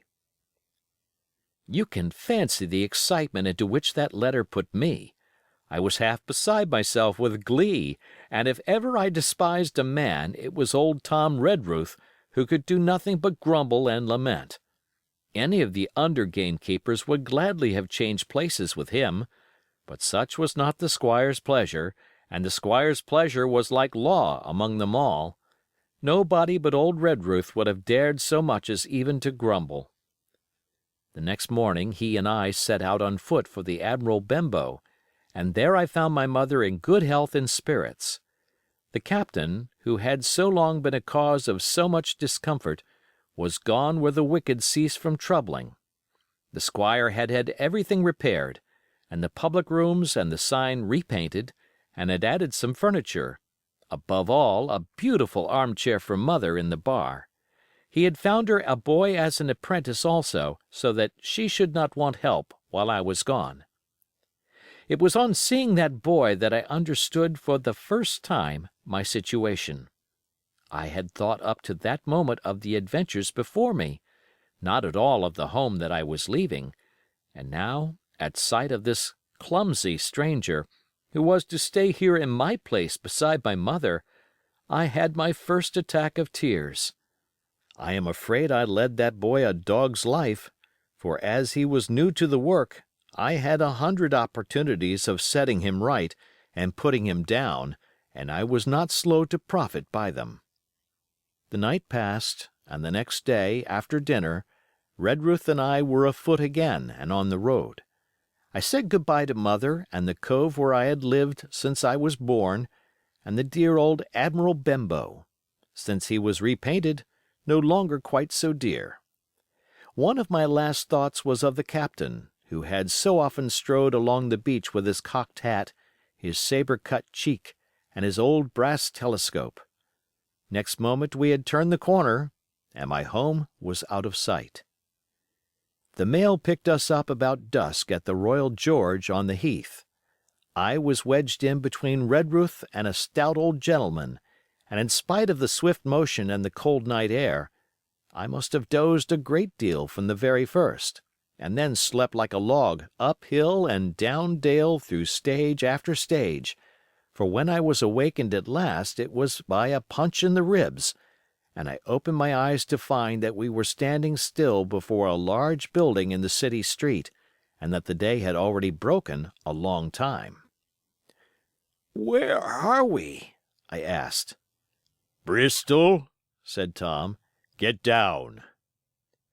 Mr. Trelawney had taken up his residence at an inn far down the docks to superintend the work upon the schooner. Thither we had now to walk, and our way, to my great delight, lay along the quays and beside the great multitude of ships of all sizes and rigs and nations. In one, sailors were singing at their work; in another there were men aloft, high over my head, hanging to threads that seemed no thicker than a spider's. Though I had lived by the shore all my life, I seemed never to have been near the sea till then. The smell of tar and salt was something new. I saw the most wonderful figureheads, that had all been far over the ocean. I saw besides many old sailors, with rings in their ears, and whiskers curled in ringlets, and tarry pigtails, and their swaggering, clumsy sea walk; and if I had seen as many kings or archbishops, I could not have been more delighted. And I was going to sea myself, to sea in a schooner, with a piping boatswain and pigtailed singing seamen, to sea, bound for an unknown island, and to seek for buried treasure. While I was still in this delightful dream, we came suddenly in front of a large inn and met Squire Trelawney, all dressed out like a sea officer, in stout blue cloth, coming out of the door with a smile on his face and a capital imitation of a sailor's walk. "Here you are," he cried, "and the doctor came last night from London. Bravo! The ship's company complete." "Oh, sir," cried I, "when do we sail?" "Sail," says he. "We sail tomorrow." Chapter 8. At the Sign of the Spyglass. When I had done breakfasting, the squire gave me a note addressed to John Silver at the Sign of the Spyglass, and told me I should easily find the place by following the line of the docks and keeping a bright lookout for a little tavern with a large brass telescope for sign. I set off, overjoyed at this opportunity to see more of the ships and seamen, and picked my way among a great crowd of people and carts and bales, for the dock was now at its busiest, until I found the tavern in question. It was a bright enough little place of entertainment. The sign was newly painted, the windows had neat red curtains, the floor was cleanly sanded. There was a street on each side and an open door on both, which made the large, low room pretty clear to see in spite of clouds of tobacco smoke. The customers were mostly seafaring men, and they talked so loudly that I hung at the door, almost afraid to enter. As I was waiting, a man came out of a side room, and at a glance I was sure he must be Long John. His left leg was cut off close by the hip, and under the left shoulder he carried a crutch, which he managed with wonderful dexterity, hopping about upon it like a bird. He was very tall and strong, with a face as big as a ham, plain and pale, but intelligent and smiling. Indeed, he seemed in the most cheerful spirits, whistling as he moved about among the tables, with a merry word or a slap on the shoulder for the more favored of his guests. Now, to tell you the truth, from the very first mention of Long John in Squire Trelawney's letter, I had taken a fear in my mind that he might prove to be the very one-legged sailor whom I had watched for so long at the old Benbow. But one look at the man before me was enough. I had seen the captain, and Black Dog, and the blind man Pew, and I thought I knew what a buccaneer was like, a very different creature, according to me, from this clean and pleasant-tempered landlord. I plucked up courage at once, crossed the threshold, and walked right up to the man where he stood, propped on his crutch, talking to a customer. "Mr. Silver, sir?" I asked, holding out the note. "Yes, my lad," said he. "Such is my name, to be sure. And who may you be?" And then as he saw the squire's letter, he seemed to me to give something almost like a start. "Oh," said he quite loud, and offering his hand. "I see. You are our new cabin boy. Pleased I am to see you." And he took my hand in his large, firm grasp. Just then one of the customers at the far side rose suddenly and made for the door. It was close by him, and he was out in the street in a moment. But his hurry had attracted my notice, and I recognized him at glance. It was the tallow-faced man, wanting 2 fingers, who had come first to the Admiral Benbow. "Oh!" I cried. "Stop him! It's Black Dog!" "I don't care 2 coppers who he is," cried Silver, "but he hasn't paid his score. Harry, run and catch him." One of the others who was nearest the door leaped up and started in pursuit. "If he were Admiral Hawk, he shall pay his score," cried Silver, and then, relinquishing my hand, "Who did you say he was?" he asked. "Black what?" "Dog, sir," said I. "Has Mr. Trelawney not told you of the buccaneers? He was one of them." "So!" cried Silver. "In my house! Ben, run and help Harry. One of those swabs, was he? Was that you drinking with him, Morgan? Step up here." The man whom he called Morgan, an old, gray-haired, mahogany-faced sailor, came forward pretty sheepishly, rolling his quid.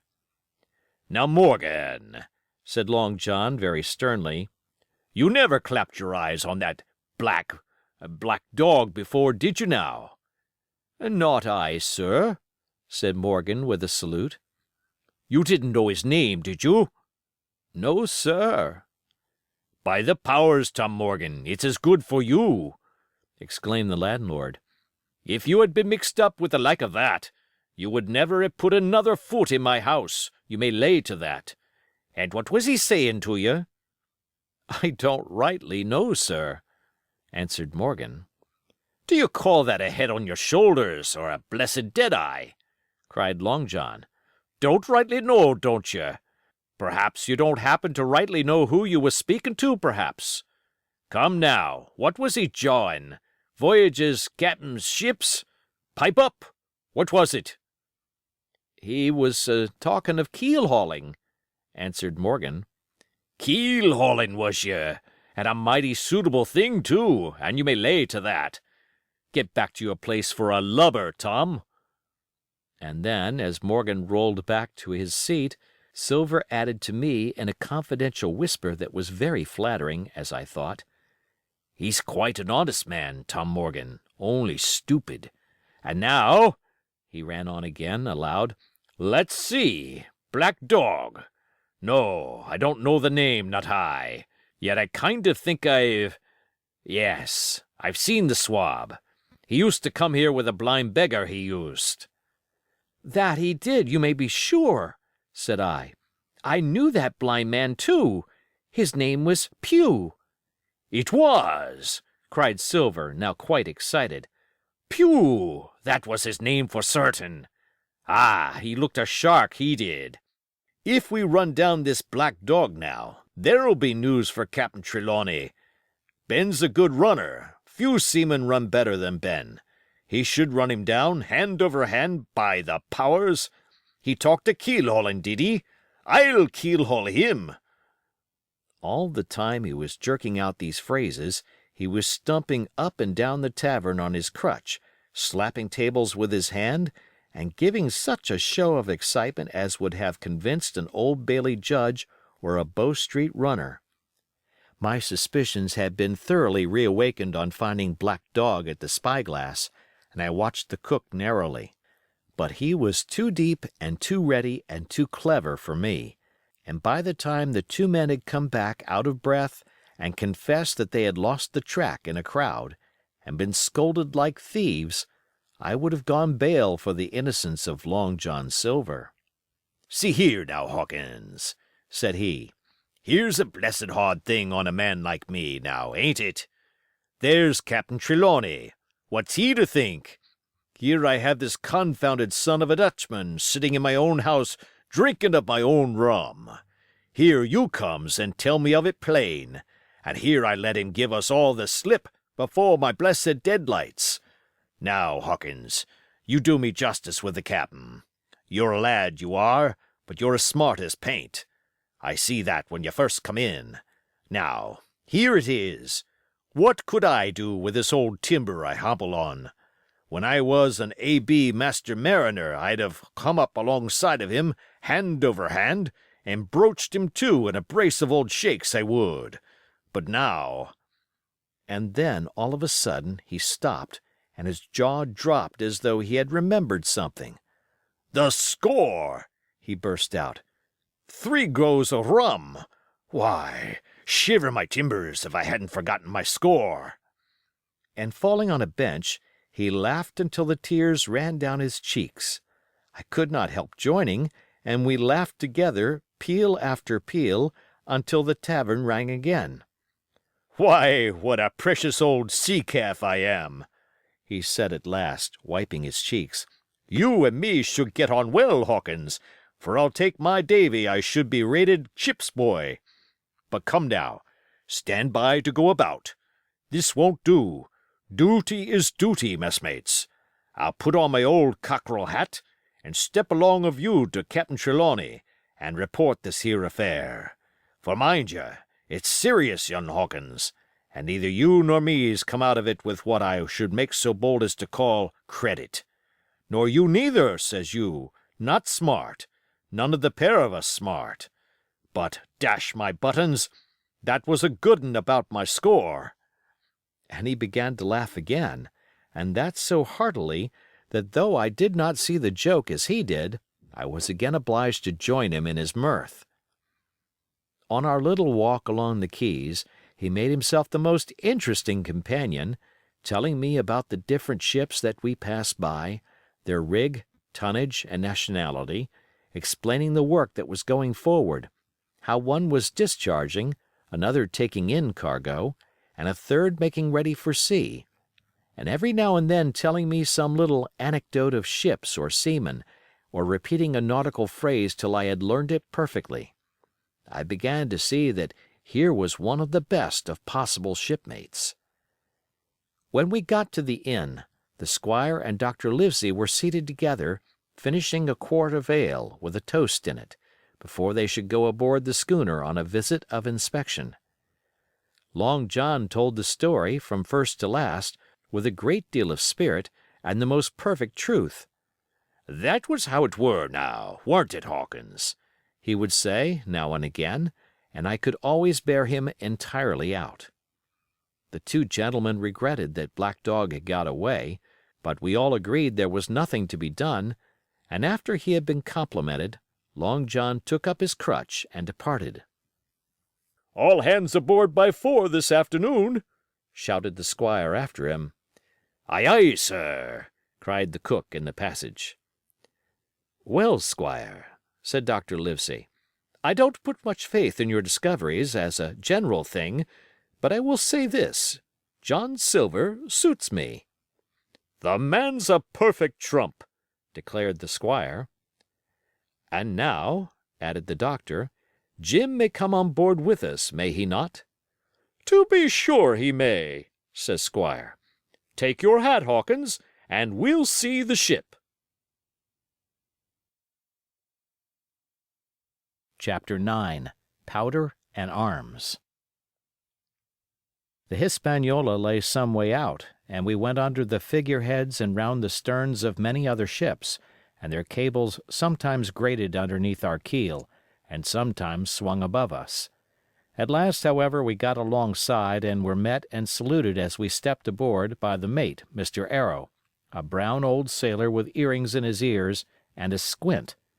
He and the squire were very thick and friendly, but I soon observed that things were not the same between Mr. Trelawney and the captain. This last was a sharp-looking man who seemed angry with everything on board, and was soon to tell us why, for we had hardly got down into the cabin when a sailor followed us. "Captain Smollett, sir, asking to speak with you," said he. "I am always at the captain's orders. Show him in," said the squire. The captain, who was close behind his messenger, entered at once and shut the door behind him. "Well, Captain Smollett, what have you to say? All well, I hope? All shipshape and seaworthy?" "Well, sir," said the captain, "better speak plain, I believe, even at the risk of offense. I don't like this cruise. I don't like the men, and I don't like my officer. That's short and sweet." "Perhaps, sir, you don't like the ship?" inquired the squire, very angry, as I could see. "I can't speak as to that, sir, not having seen her tried," said the captain. "She seems a clever craft. More I can't say." "Possibly, sir, you may not like your employer either?" says the squire. But here Dr. Livesey cut in. "Stay a bit," said he. "Stay a bit. No use of such questions as that but to produce ill feeling.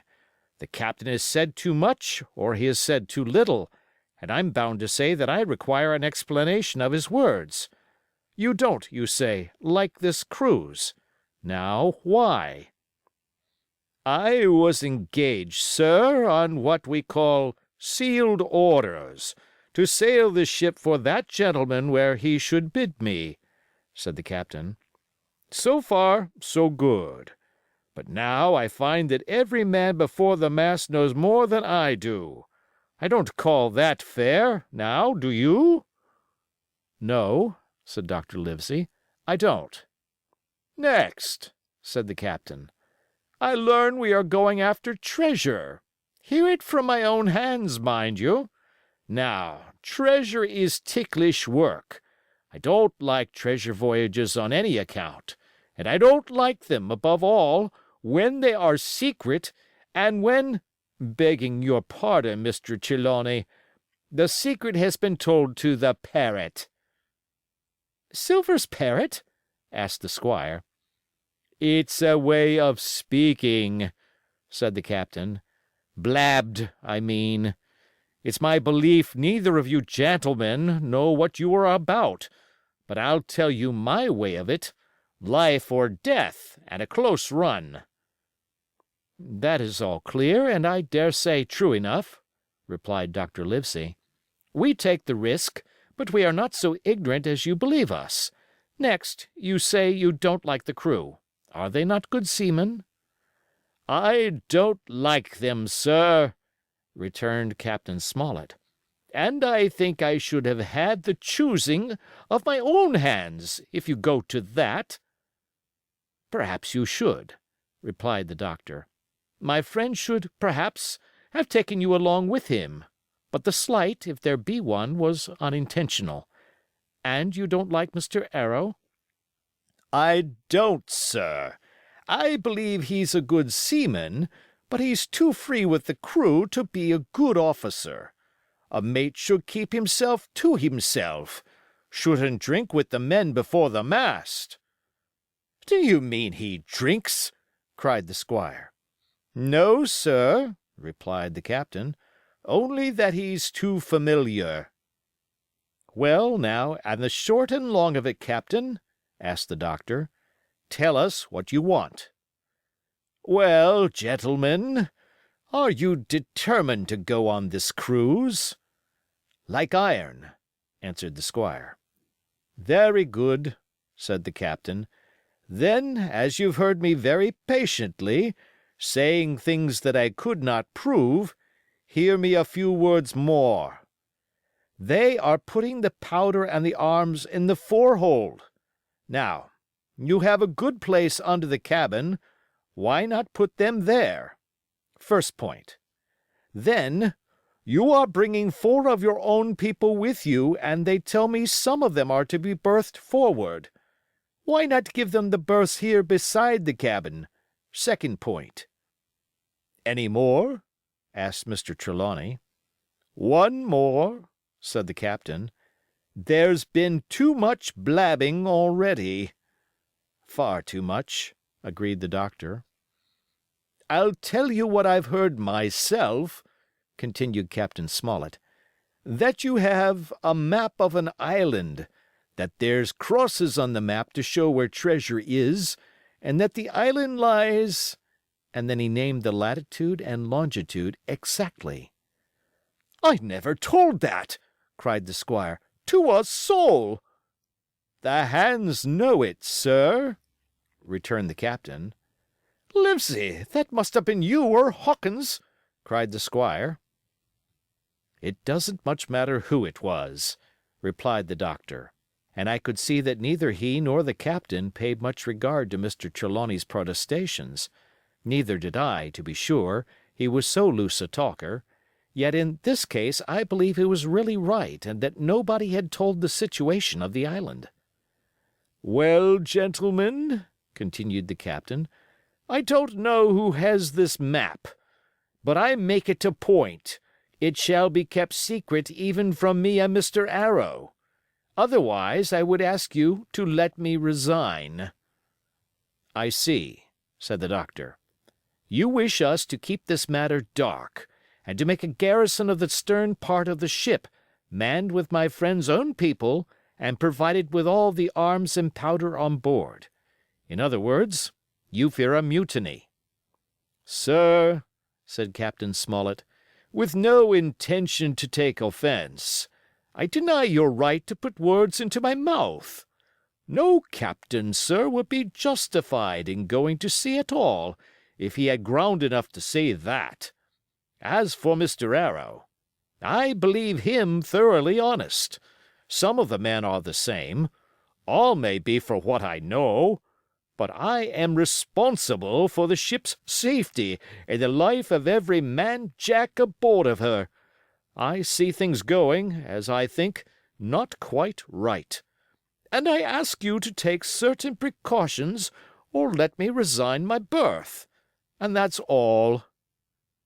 "Captain Smollett," began the doctor with a smile, "did ever you hear the fable of the mountain and the mouse? You'll excuse me, I dare say, but you remind me of that fable. When you came in here, I'll stake my wig, you meant more than this." "Doctor," said the captain, "you are smart. When I came in here, I meant to get discharged. I had no thought that Mr. Trelawney would hear a word." "No more I would," cried the squire. "Had Livesey not been here, I should have seen you to the deuce. As it is, I have heard you. I will do as you desire, but I think the worse of you." "That's as you please, sir," said the captain. You'll find I do my duty." And with that he took his leave.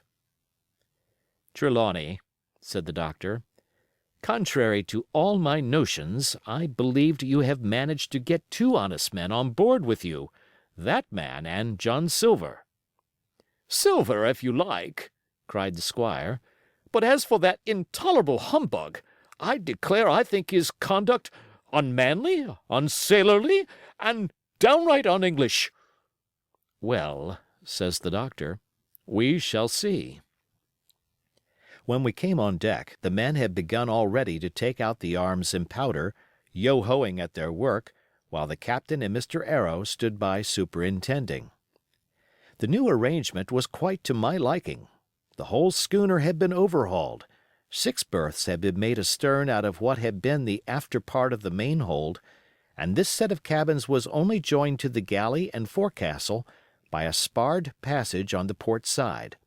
It had been originally meant that the captain, Mr. Arrow, Hunter, Joyce, the doctor, and the squire were to occupy these 6 berths. Now Redruth and I were to get 2 of them, and Mr. Arrow and the captain were to sleep on deck in the companion, which had been enlarged on each side till you might almost have called it a roundhouse. Very low it was still, of course, but there was room to swing 2 hammocks, and even the mate seemed pleased with the arrangement. Even he, perhaps, had been doubtful as to the crew, but that is only guess, for, as you shall hear, we had not long the benefit of his opinion. We were all hard at work, changing the powder and the berths, when the last man or 2, and Long John along with them, came off in a shore boat. The cook came up the side like a monkey for cleverness, and as soon as he saw what was doing, "So ho, mates," says he, "what's this?" "We're a changing of the powder, Jack," answers one. "Why, by the powers," cried Long John, "if we do, we'll miss the morning tide." "My orders," said the captain shortly. "You may go below, my man. Hands will want supper." "Aye, aye, sir," answered the cook, and touching his forelock, he disappeared at once in the direction of his galley.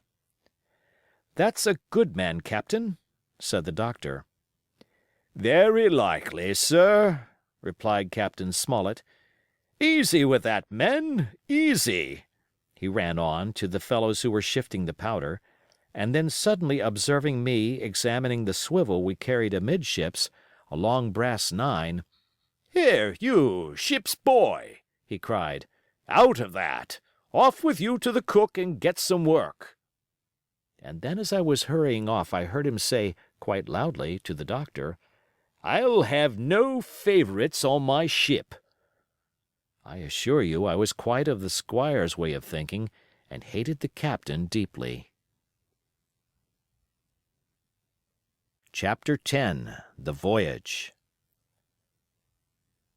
All that night we were in a great bustle getting things stowed in their place, and boatfuls of the squire's friends, Mr. Blandley and the like, coming off to wish him a good voyage and a safe return. We never had a night at the Admiral Benbow when I had half the work, and I was dog-tired when, a little before dawn, the boatswain sounded his pipe and the crew began to man the capstan bars. I might have been twice as weary, yet I would not have left the deck, all was so new and interesting to me. The brief commands, the shrill note of the whistle, the men bustling to their places in the glimmer of the ship's lanterns. "Now, Barbecue, tip us a stave," cried one voice. "The old one," cried another. "Aye, aye, mates," said Long John, who was standing by, with his crutch under his arm, and at once broke out in the air and words I knew so well. 15 men on the dead man's chest." And then the whole crew bore chorus, "Yo ho ho, and a bottle of rum," and at the third ho drove the bars before them with a will. Even at that exciting moment, it carried me back to the old Admiral Benbow in a second, and I seemed to hear the voice of the captain piping in the chorus. But soon the anchor was short up, soon it was hanging dripping at the bows, soon the sails began to draw, and the land and shipping to flit by on either side, and before I could lie down to snatch an hour of slumber, the Hispaniola had begun her voyage to the Isle of Treasure. I am not going to relate that voyage in detail. It was fairly prosperous. The ship proved to be a good ship, the crew were capable seamen, and the captain thoroughly understood his business. But before we came the length of Treasure Island, 2 or 3 things had happened which require to be known. Mr. Arrow, first of all, turned out even worse than the captain had feared. He had no command among the men, and people did what they pleased with him. But that was by no means the worst of it, for after a day or 2 at sea he began to appear on deck with hazy eye, red cheeks, stuttering tongue, and other marks of drunkenness. Time after time he was ordered below in disgrace. Sometimes he fell and cut himself. Sometimes he lay all day long in his little bunk at one side of the companion. Sometimes for a day or 2 he would be almost sober and attend to his work at least passably. In the meantime, we could never make out where he got the drink. That was the ship's mystery. Watch him as we pleased, we could do nothing to solve it. And when we asked him to his face, he would only laugh if he were drunk, and if he were sober, deny solemnly that he had ever tasted anything but water. He was not only useless as an officer and a bad influence amongst the men, but it was plain that at this rate he must soon kill himself outright, so nobody was much surprised, nor very sorry, when one dark night, with a head sea, he disappeared entirely and was seen no more. "Overboard," said the captain. "Well, gentlemen, that saves the trouble of putting him in irons." But there we were, without a mate, and it was necessary, of course, to advance one of the men. The boatswain, Job Anderson, was the likeliest man aboard, and though he kept his old title, he served in a way as mate. Mr. Trelawney had followed the sea, and his knowledge made him very useful, for he often took a watch himself in easy weather. And the coxswain, Israel Hands, was a careful, wily, old, experienced seaman who could be trusted at a pinch with almost anything. He was a great confidant of Long John Silver, and so the mention of his name leads me on to speak of our ship's cook, Barbecue, as the men called him. Aboard ship he carried his crutch by a lanyard round his neck, to have both hands as free as possible. It was something to see him wedge the foot of the crutch against a bulkhead, and propping against it, yielding to every movement of the ship, get on with his cooking like someone safe ashore. Still more strange was it to see him in the heaviest of weather cross the deck. He had a line or 2 rigged up to help him across the widest spaces, Long John's earrings they were called, and he would hand himself from one place to another, now using the crutch, now trailing it alongside by the lanyard, as quickly as another man could walk. Yet some of the men who had sailed with him before expressed their pity to see him so reduced. "He's no common man, Barbecue," said the coxswain to me. "He had good schooling in his young days and can speak like a book when so minded. And brave? A lion's nothing alongside of Long John. I seen him grapple 4 and knock their heads together, him unarmed." All the crew respected and even obeyed him. He had a way of talking to each and doing everybody some particular service. To me he was unweariedly kind, and always glad to see me in the galley, which he kept as clean as a new pin, the dishes hanging up burnished, and his parrot in a cage in one corner. "Come away, Hawkins," he would say. "Come and have a yarn with John. Nobody more welcome than yourself, my son. Sit you down and hear the news. Here's Captain Flint. I call my parrot Captain Flint after the famous buccaneer. Here's Captain Flint predicting success to our voyage. Wasn't you, Captain?" And the parrot would say with great rapidity, "Paces of 8, paces of 8, paces of 8," till you wondered that it was not out of breath, or till John threw his handkerchief over the cage. Now, that bird," he would say, "is maybe 200 years old, Hawkins. They live forever, mostly, and if anybody's seen more wickedness, it must be the devil himself. She sailed with England, the great Captain England, the pirate. She's been at Madagascar, and at Malabar, and Surinam, and Providence, and Portobello. She was at the fishing up of the wrecked plate ships. It's there she learned pieces of eight, and little wonder. 350,000 of 'em, Hawkins. She was at the boarding of the Viceroy of the Indies out of Goa, she was, and to look at her you would think she was a babby. But you smelt powder, didn't you, Captain?" "Stand by to go about," the parrot would scream. "Ah, she's a handsome craft, she is," the cook would say, and give her sugar from his pocket, and then the bird would peck at the bars and swear straight on, passing belief for wickedness. "There," John would add, "you can't touch pitch and not be mucked, lad. There's this poor old innocent bird of mine swearing blue fire, and none the wiser you may lay to that. She would swear the same, in a manner of speaking, before Chaplain." And John would touch his forelock with a solemn way he had that made me think he was the best of men. In the meantime, the squire and Captain Smollett were still on pretty distant terms with one another. The squire made no bones about the matter. He despised the captain. The captain, on his part, never spoke but when he was spoken to, and then sharp and short and dry, and not a word wasted. He owned, when driven into a corner, that he seemed to have been wrong about the crew, that some of them were as brisk as he wanted to see, and all had behaved fairly well. As for the ship, he had taken a downright fancy to her. "She'll lie a point nearer the wind than a man has a right to expect of his own married wife, sir.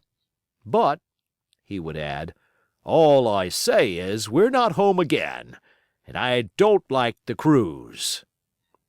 The squire, at this, would turn away and march up and down the deck, chin in air. "A trifle more of that man," he would say, "and I shall explode." We had some heavy weather, which only proved the qualities of the Hispaniola. Every man on board seemed well content, and they must have been hard to please if they had been otherwise, for it is my belief there was never a ship's company so spoiled since Noah put to sea. Double grog was going on the least excuse. There was duff on odd days, as for instance if the squire heard it was any man's birthday, and always a barrel of apples standing broached in the waist for anyone to help himself that had a fancy. "Never knew good come of it yet," the captain said to Dr. Livesey. "Spoiled forecastle hands make devils. That's my belief." But good did come of the apple barrel, as you shall hear, for if it had not been for that, we should have had no note of warning and might all have perished by the hand of treachery. This was how it came about. We had run up the trades to get the wind of the island we were after. I am not allowed to be more plain. And now we were running down for it with a bright lookout day and night. It was about the last day of our outward voyage by the largest computation. Sometime that night, or at latest before noon of the morrow, we should sight the treasure island. We were heading south-southwest, and had a steady breeze abeam and a quiet sea. The Hispaniola rolled steadily, dipping her bowsprit now and then with a whiff of spray. All was drawing alow and aloft.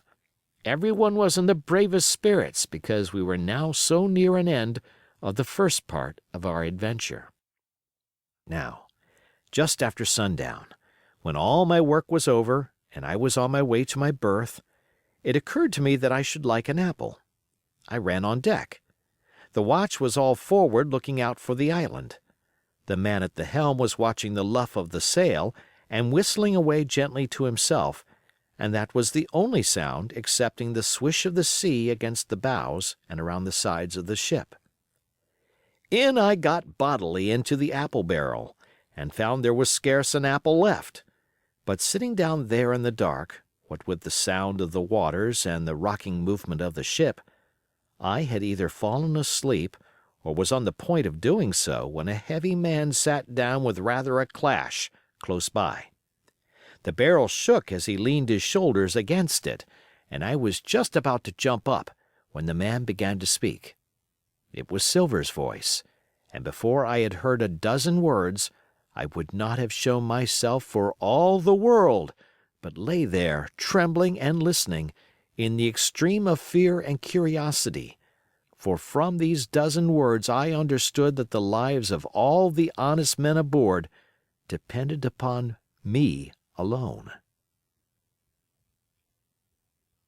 Chapter 11. What I Heard in the Apple Barrel. "No, not I," said Silver.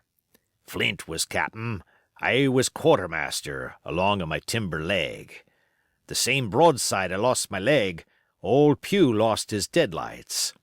It was a master surgeon, him that amputated me, out of college and all, Latin by the bucket and what not. But he was hanged like a dog, and sun-dried like the rest at Corso Castle.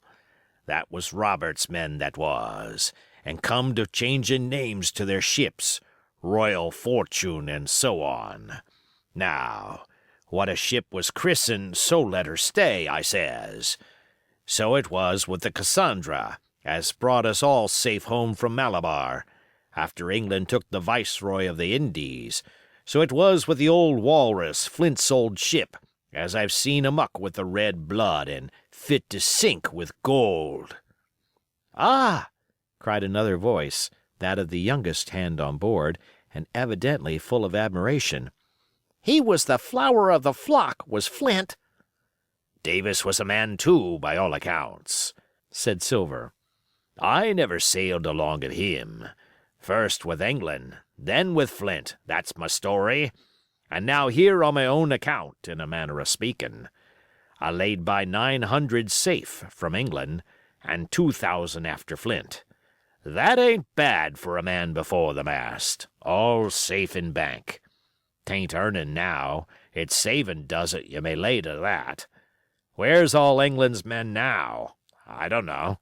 Where's Flint's? Why, most on 'em aboard here, and glad to get the duff. Been begging before that, some on 'em. Old Pew, as had lost his sight, and might have thought shame, spends £1,200 in a year, like a lord in Parliament. Where is he now? Well, he's dead now, and under hatches. But for 2 year before that, shiver my timbers, the man was starving. He begged, and he stole, and he cut throats, and starved at that by the powers." "Well, it ain't much use after all," said the young seaman. "'Tain't much use for fools, you may lay to it, that or nothing," cried Silver. "But now, you look here. You're young, you are, but you're as smart as paint. I see that when I set my eyes on you, and I'll talk to you like a man." You may imagine how I felt when I heard this abominable old rogue addressing another in the very same words of flattery as he had used to myself. I think, if I had been able, that I would have killed him through the barrel. Meantime he ran on, little supposing he was overheard. "Here it is about gentlemen of fortune.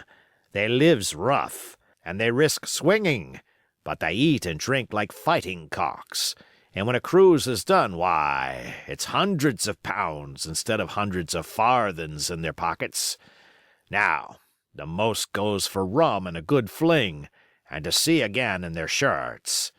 But that's not the course I lay. I puts it all away.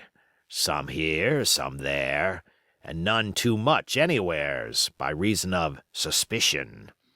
I'm 50, mark ye. Once back from this cruise, I set up gentlemen in earnest. Time enough too, says you. Ah, but I've lived easy in the meantime, never denied myself a nothing heart desires, and slept soft and ain't dainty all my days but when at sea. And how did I begin? Before the mast, like you. Well, said the other.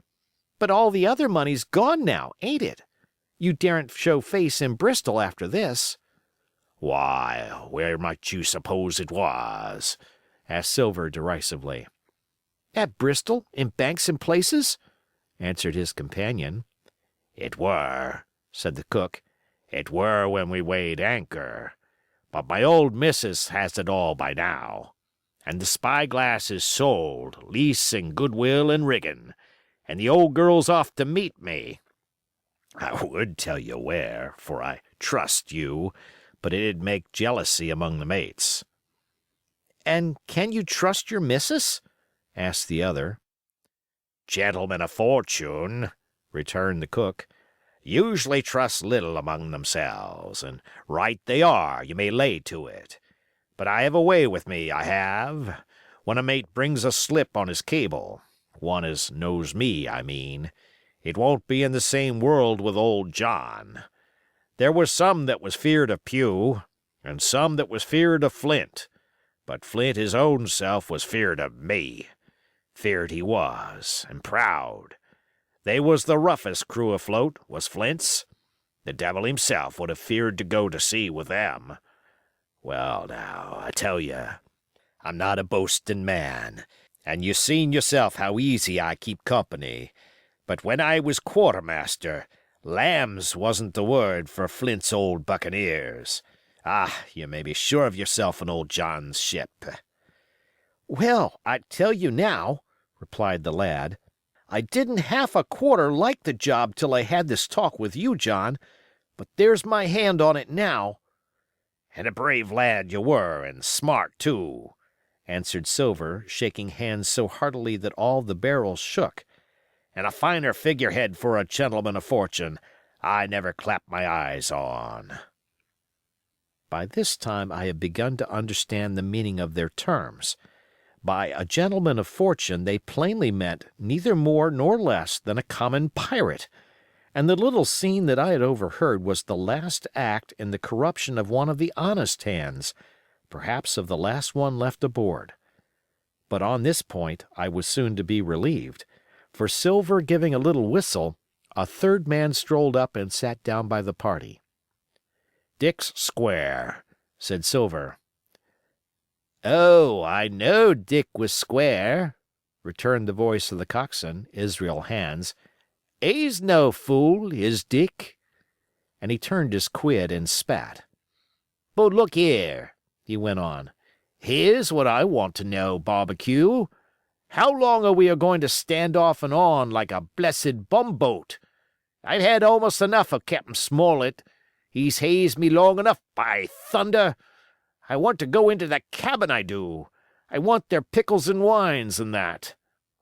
Israel, said Silver, your head ain't much account, nor ever was. But you're able to hear, I reckon. Leastways, your ears is big enough. Now, here's what I say. You'll berth forward, and you'll live hard, and you'll speak soft, and you'll keep sober till I give the word, and you may lay to that, my son. Well, I don't say no, do I? Growled the coxswain. What I say is when. That's what I say. When? By the powers! Cried Silver. Well, now, if you want to know, I'll tell you when.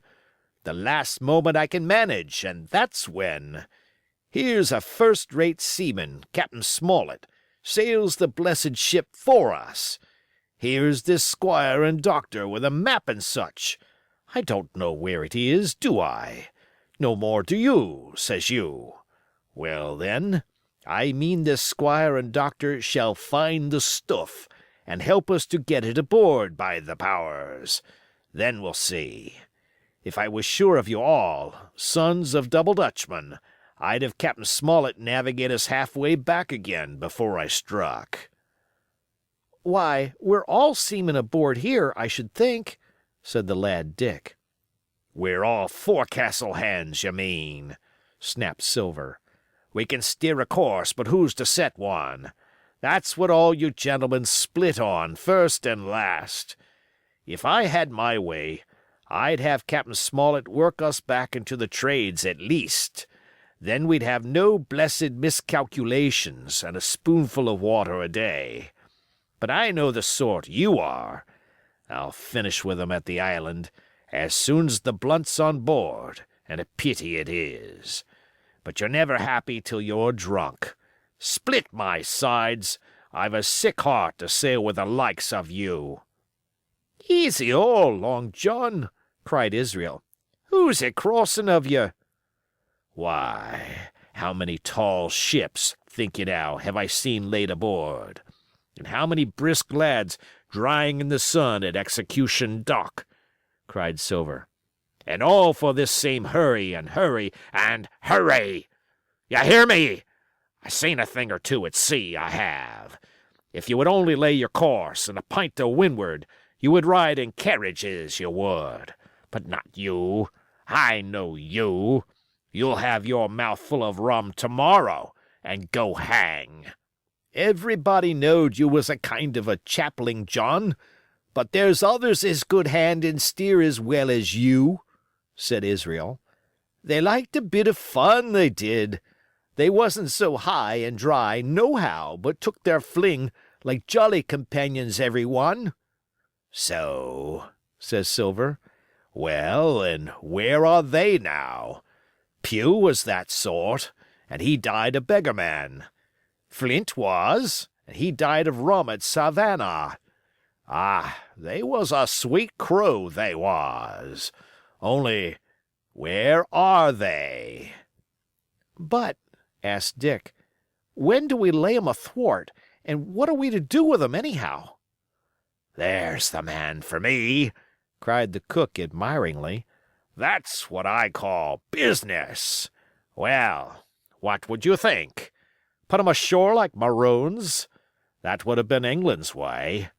Or cut 'em down like that much pork? That would have been Flint's or Billy Bones's." "Billy was the man for that," said Israel. "Dead men don't bite, says he. Well, he's dead now hisself. He knows the long and short on it now.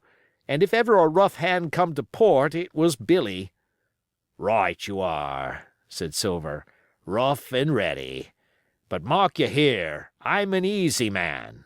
I'm quite the gentleman, says you. But this time it's serious. Duty is duty, mates. I give my vote. Death. When I'm in Parliament and riding in my coach, I don't want none of these sea lawyers in the cabin a coming home unlooked for, like the devil at prayers. Wait is what I say. But when the time comes, why, let her rip." "John," cries the coxswain, "you're a man." "You'll say so, Israel, when you see," said Silver. "Only one thing I claim. I claim Trelawney. I'll wring his calf's head off his body with these hands.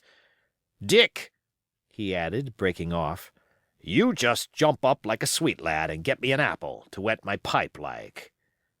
You may fancy the terror I was in.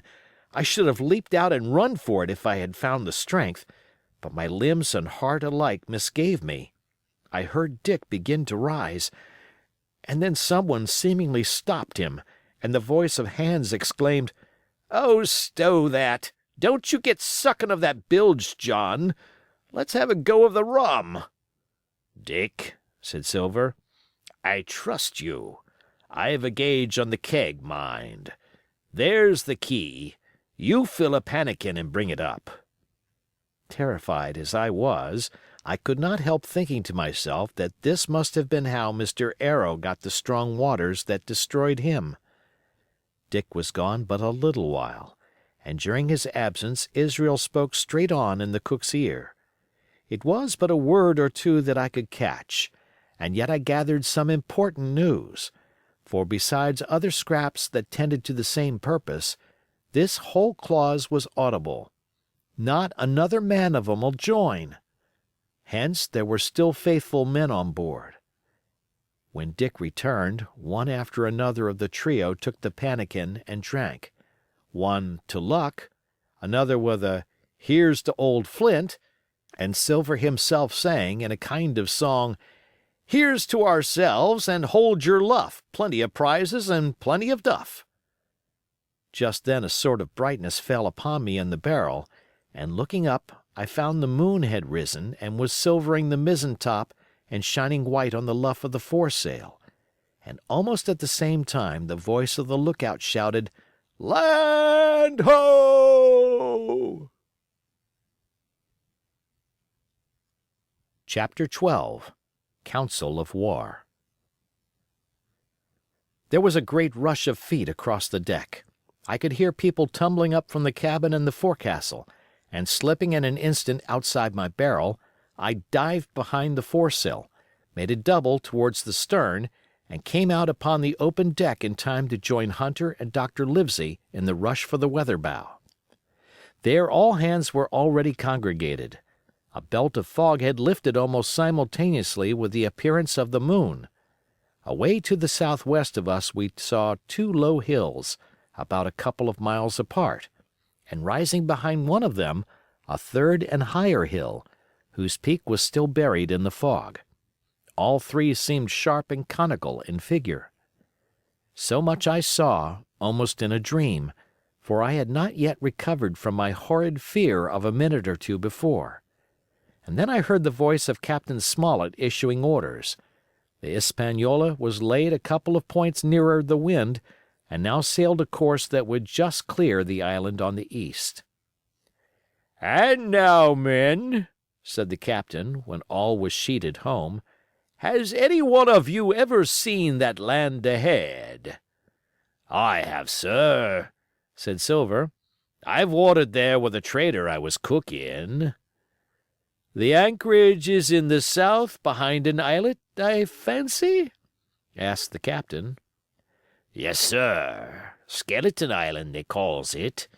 It were a main place for pirates once, and a hand we had on board knowed all their names for it.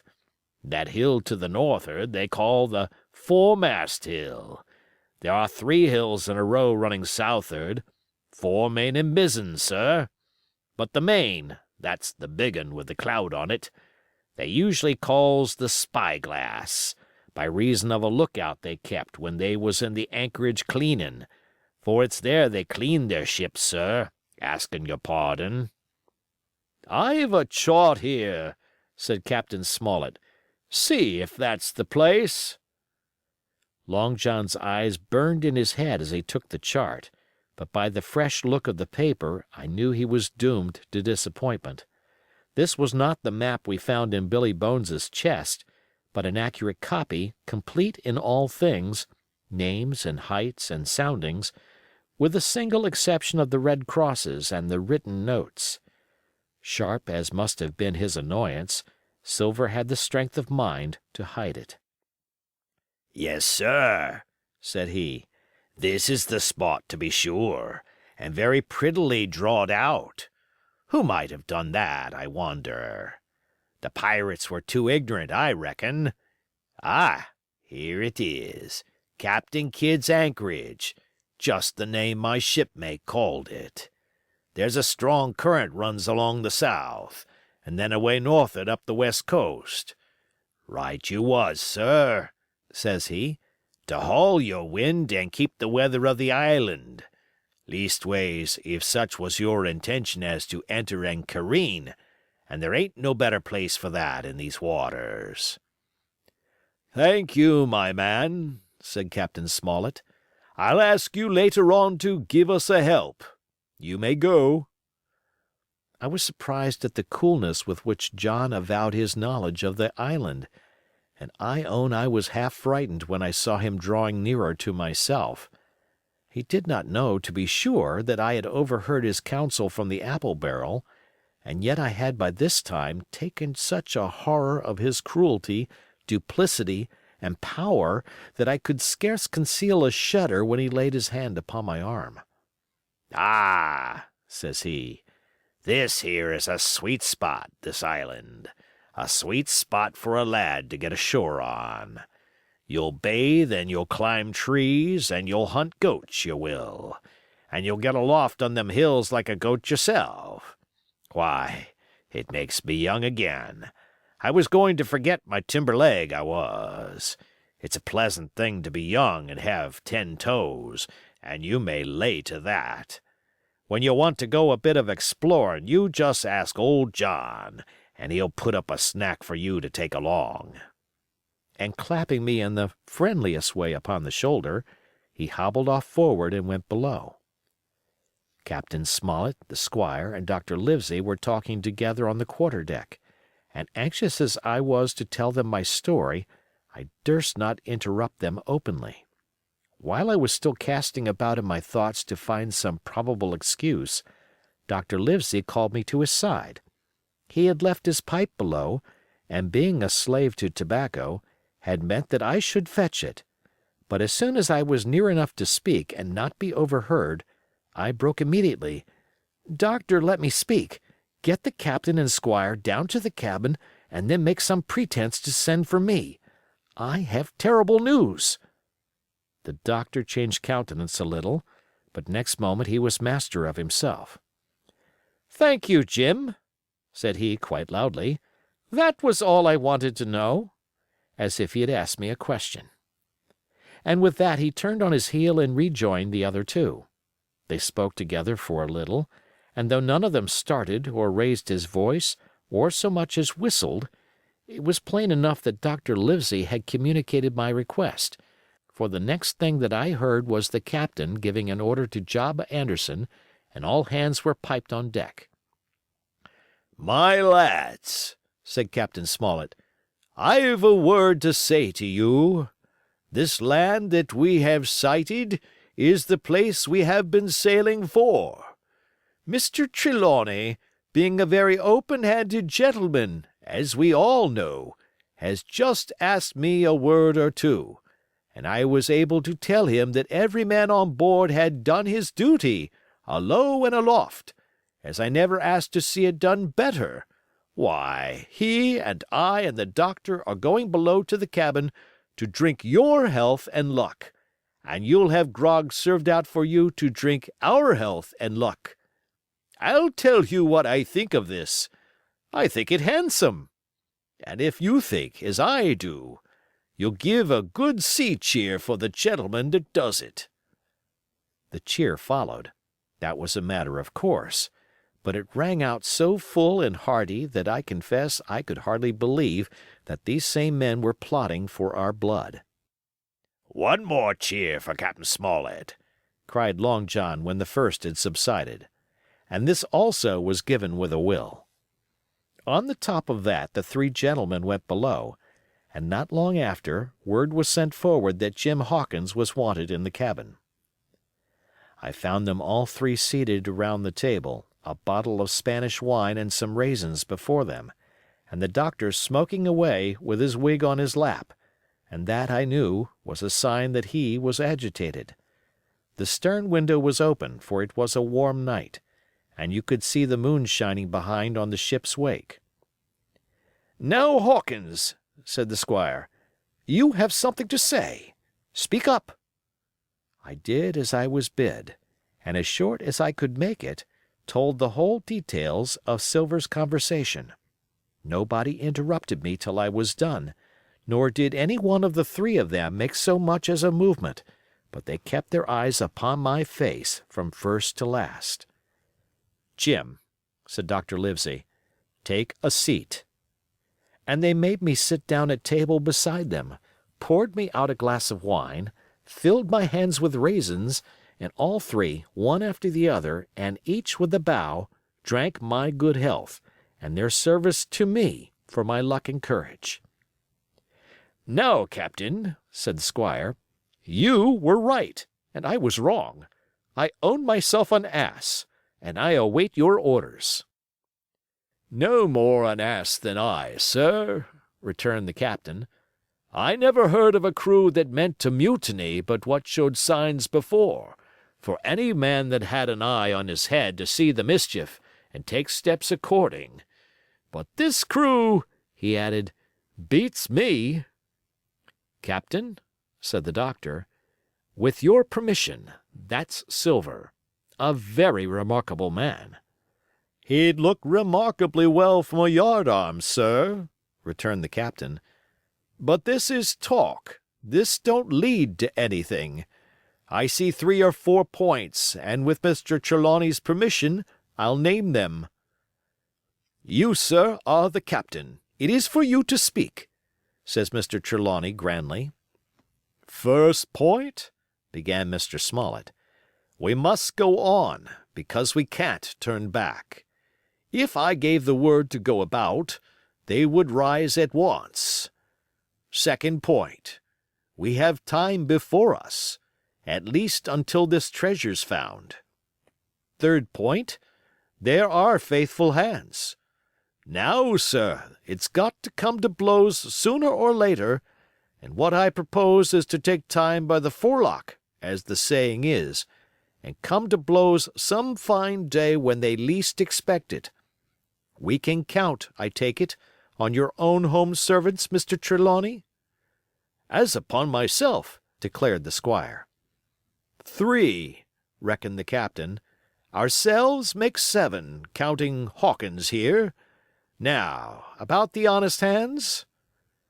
"Most likely Trelawney's own men," said the doctor. "Those he had picked up for himself before he lit on silver." "Nay," replied the squire, "Hans was one of mine." "I did think I could have trusted Hans," added the captain. "And to think that they are all Englishmen!" broke out the squire. "Sir, I could find it in my heart to blow the ship up." "Well, gentlemen," said the captain, "the best that I can say is not much. We must lay to, if you please, and keep a bright lookout. It's trying on a man, I know. It would be pleasanter to come to blows. But there's no help for it till we know our men. Lay to and whistle for a wind. That's my view." "Jim here," said the doctor, "can help us more than anyone. The men are not shy with him, and Jim is a noticing lad." "Hawkins, I put prodigious faith in you," added the squire. I began to feel pretty desperate at this, for I felt altogether helpless. And yet, by an odd train of circumstances, it was indeed through me that safety came.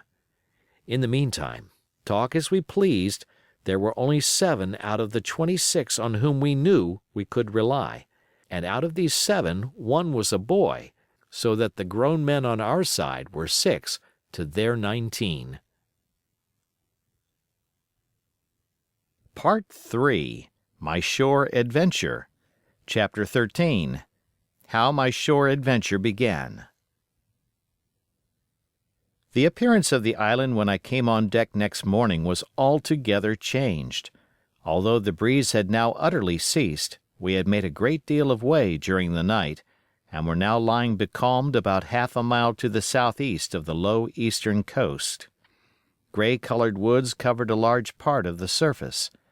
This even tint was indeed broken up by streaks of yellow sandbrake in the lower lands, and by many tall trees of the pine family, outtopping the others, some singly, some in clumps, but the general coloring was uniform and sad.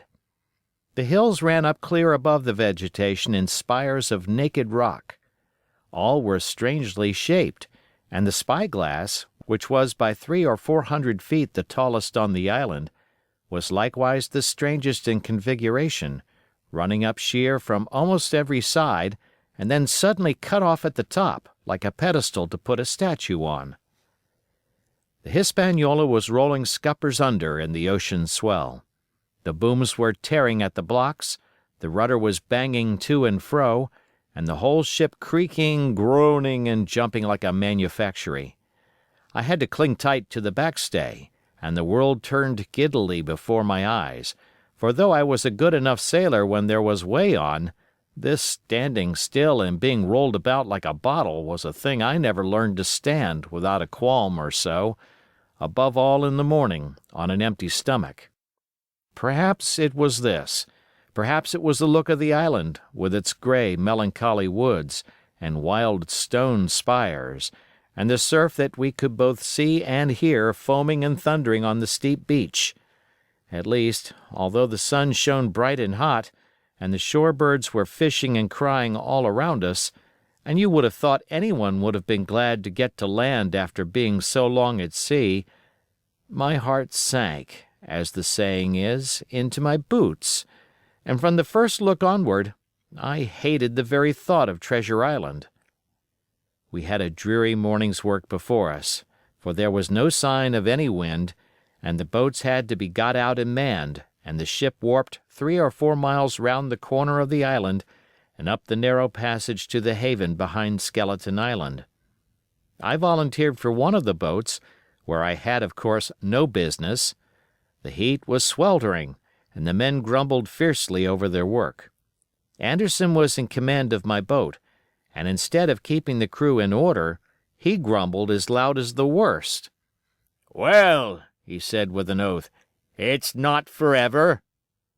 I thought this was a very bad sign, for up to that day the men had gone briskly and willingly about their business, but the very sight of the island had relaxed the cords of discipline. All the way in, Long John stood by the steersman and conned the ship. He knew the passage like the palm of his hand, and though the man in the chains got everywhere more water than was down in the chart, John never hesitated once. "There's a strong scour with the ebb," he said, "and this here passage has been dug out, in a manner of speaking, with a spade."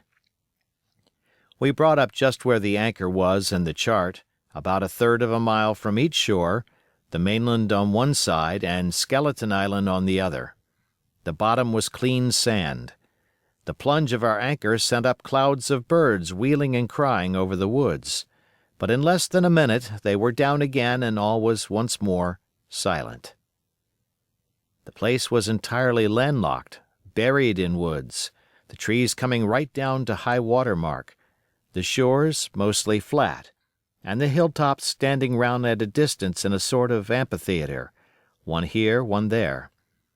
2 little rivers, or rather 2 swamps, emptied out into this pond, as you might call it, and the foliage round that part of the shore had a kind of poisonous brightness.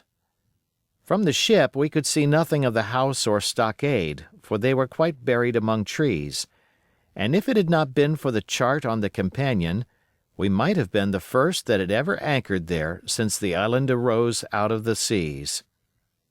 There was not a breath of air moving, nor a sound but that of the surf booming half a mile away along the beaches and against the rocks outside.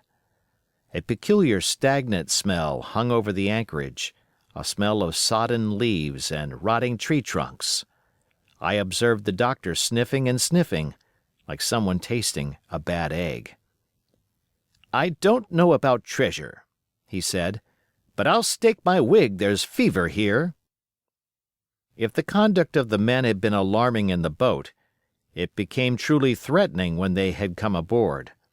They lay about the deck growling together in talk. The slightest order was received with a black look and grudgingly and carelessly obeyed. Even the honest hands must have caught the infection, for there was not one man aboard to mend another.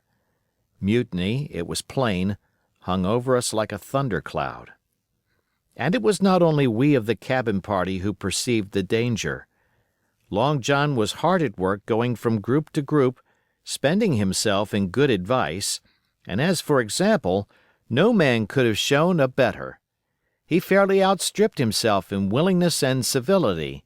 He was all smiles to everyone. If an order were given, John would be on his crutch in an instant, with the cheeriest "Aye, aye, sir," in the world. And when there was nothing else to do, he kept up one song after another, as if to conceal the discontent of the rest. Of all the gloomy features of that gloomy afternoon, this obvious anxiety on the part of Long John appeared the worst. We held a council in the cabin.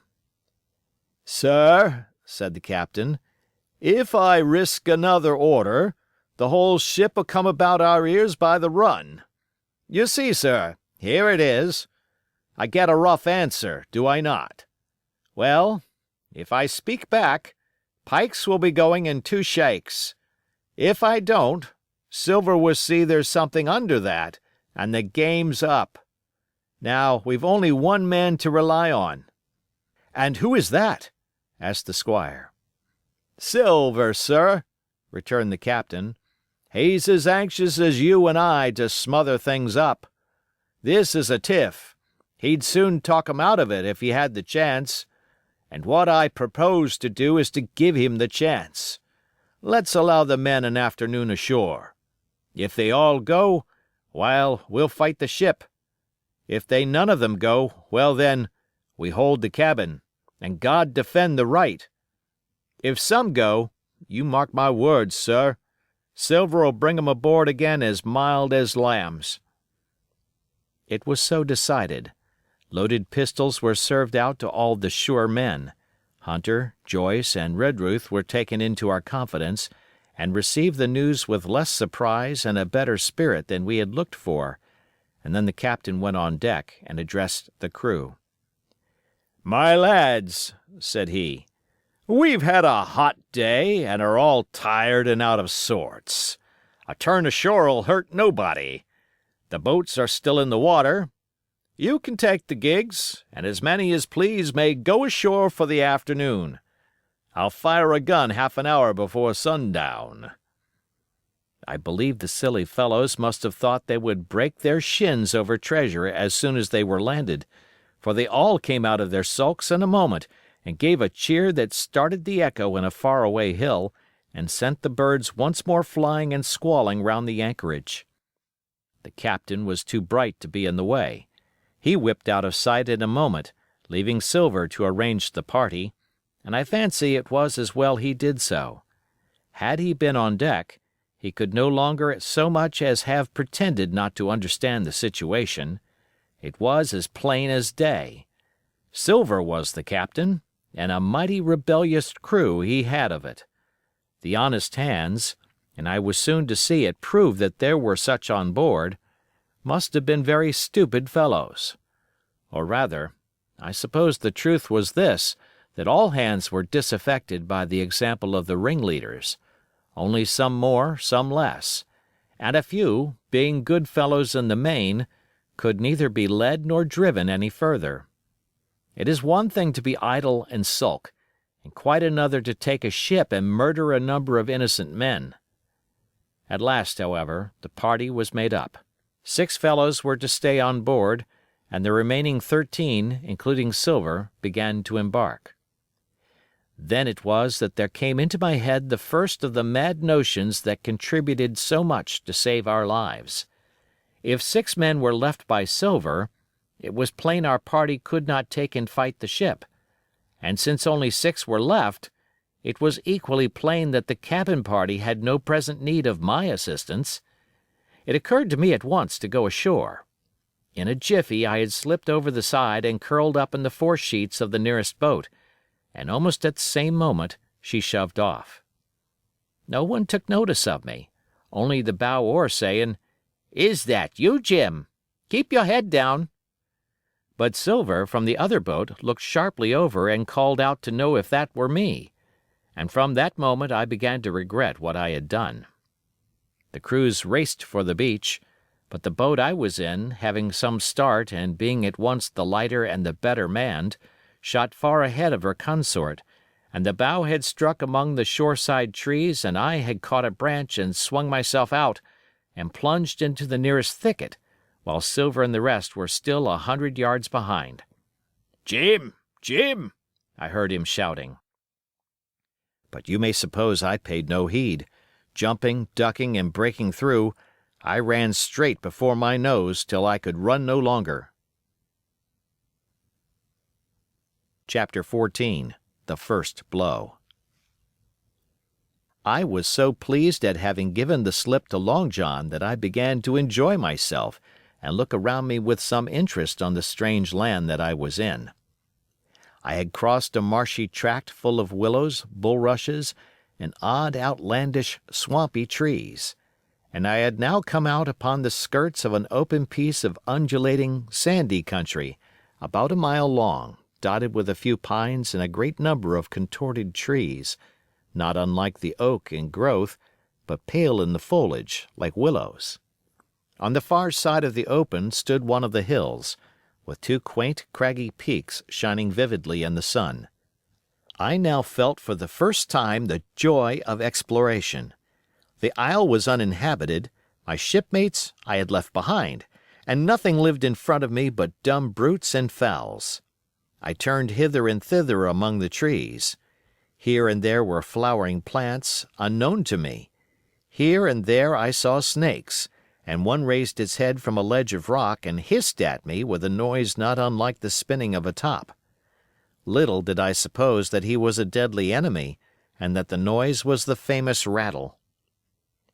Then I came to a long thicket of these oak-like trees, live or evergreen oaks, I heard afterwards they should be called, which grew low along the sand like brambles, the boughs curiously twisted, the foliage compact like thatch. The thicket stretched down from the top of one of the sandy knolls, spreading and growing taller as it went, until it reached the margin of the broad, reedy fen, through which the nearest of the little rivers soaked its way into the anchorage. The marsh was steaming in the strong sun, and the outline of the spyglass trembled through the haze. All at once there began to go a sort of bustle among the bulrushes. A wild duck flew up with a quack, another followed, and soon over the whole surface of the marsh a great cloud of birds hung screaming and circling in the air. I judged at once that some of my shipmates must be drawing near along the borders of the fen. Nor was I deceived, for soon I heard the very distant and low tones of a human voice, which, as I continued to give ear, grew steadily louder and nearer. This put me in a great fear, and I crawled under cover of the nearest live oak and squatted there, hearkening, as silent as a mouse. Another voice answered, and then the first voice, which I now recognized to be Silver's, once more took up the story and ran on for a long while in a stream, only now and again interrupted by the other.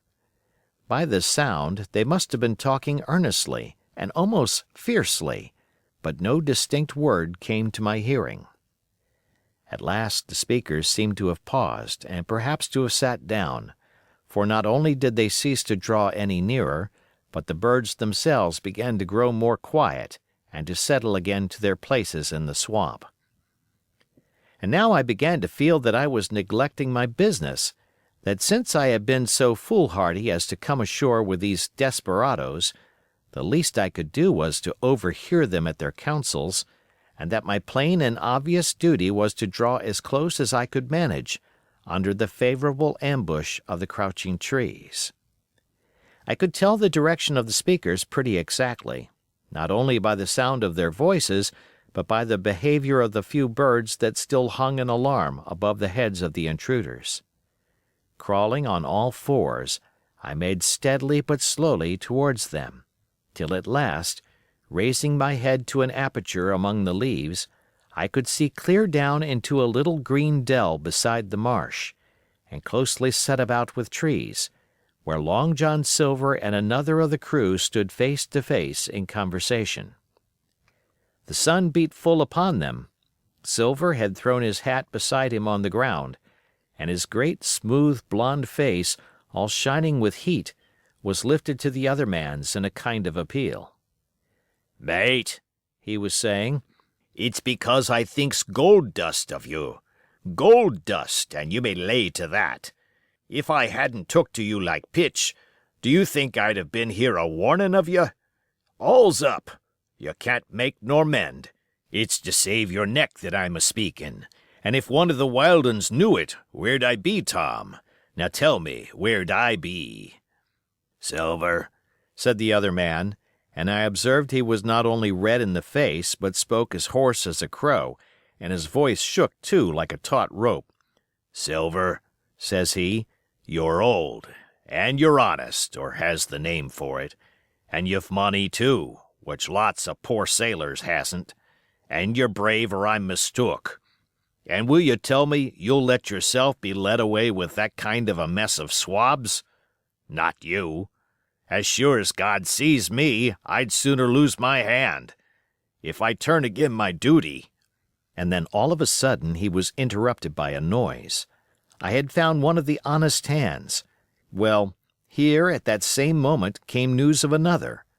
Far away out in the marsh there arose, all of a sudden, a sound like the cry of anger, then another on the back of it, and then one horrid, long-drawn scream. The rocks of the spyglass re-echoed it a score of times. The whole troop of marsh birds rose again, darkening heaven with a simultaneous whir, and long after that death yell was still ringing in my brain, silence had re-established its empire, and only the rustle of the redescending birds and the boom of the distant surges disturbed the languor of the afternoon. Tom had leaped at the sound, like a horse at the spur, but Silver had not winked an eye. He stood where he was, resting lightly on his crutch, watching his companion like a snake about to spring. "John," said the sailor, stretching out his hand. "hands off!" cried Silver, leaping back a yard, as it seemed to me, with the speed and security of a trained gymnast. "Hands off, if you like, John Silver," said the other. "It's a black conscience that can make you feared of me. But in heaven's name, tell me, what was that?" "That," returned Silver, smiling away, but warier than ever, his eye a mere pinpoint in his big face, but gleaming like a crumb of glass. "That? Oh, I reckon that'll be Allen." And at this point Tom flashed out like a hero. "Allen!" he cried. "Then rest his soul for a true seaman. And as for you, John Silver, long you've been a mate of mine, but you're mate of mine no more. If I die like a dog, I'll die in my duty. You've killed Allen, have you?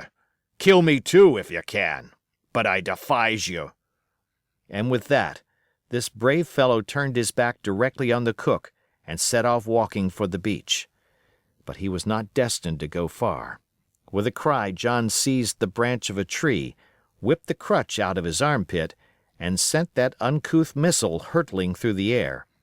It struck poor Tom point foremost, and with stunning violence, right between the shoulders in the middle of his back. His hands flew up, he gave a sort of gasp, and fell. Whether he were injured much or little, none could ever tell. Like enough, to judge from the sound, his back was broken on the spot. But he had no time given him to recover. Silver, agile as a monkey even without leg or crutch, was on the top of him next moment, and had twice buried his knife up to the hilt in that defenseless body. From my place of ambush I could hear him pant aloud as he struck the blows. I do not know what it rightly is to faint, but I do know that for the next little while the whole world swam away from before me in a whirling mist. Silver and the birds, and the tall spyglass hilltop, going round and topsy-turvy before my eyes, and all manner of bells ringing and distant voices shouting in my ear. When I came again to myself, the monster had pulled himself together, his crutch under his arm, his hat upon his head. Just before him Tom lay motionless upon the sward, but the murderer minded him not a whit, cleansing his blood-stained knife the while upon a wisp of grass. Everything else was unchanged, the sun still shining mercilessly on the steaming marsh and the tall pinnacle of the mountain, and I could scarce persuade myself that murder had been actually done and a human life cruelly cut short a moment since before my eyes. But now John put his hand into his pocket, brought out a whistle, and blew upon it several modulated blasts that rang far across the heated air. I could not tell, of course, the meaning of the signal, but it instantly awoke my fears. More men would be coming. I might be discovered. They had already slain 2 of the honest people. After Tom and Allen, might not I come next? Instantly I began to extricate myself and crawl back again, with what speed and silence I could manage, to the more open portion of the wood. As I did so, I could hear hails coming and going between the old buccaneer and his comrades, and this sound of danger lent me wings. As soon as I was clear of the thicket, I ran as I never ran before, scarce minding the direction of my flight, so long as it led me from the murderers. And as I ran, fear grew and grew upon me until it turned into a kind of frenzy. Indeed, could anyone be more entirely lost than I? When the gun fired, how should I dare to go down to the boats among those fiends still smoking from their crime? Would not the first of them who saw me wring my neck like a snipe's? Would not my absence itself be an evidence to them of my alarm, and therefore of my fatal knowledge? It was all over, I thought. Good-bye to the Hispaniola. Good-bye to the squire, the doctor, and the captain. There was nothing left for me but death by starvation or death by the hands of the mutineers.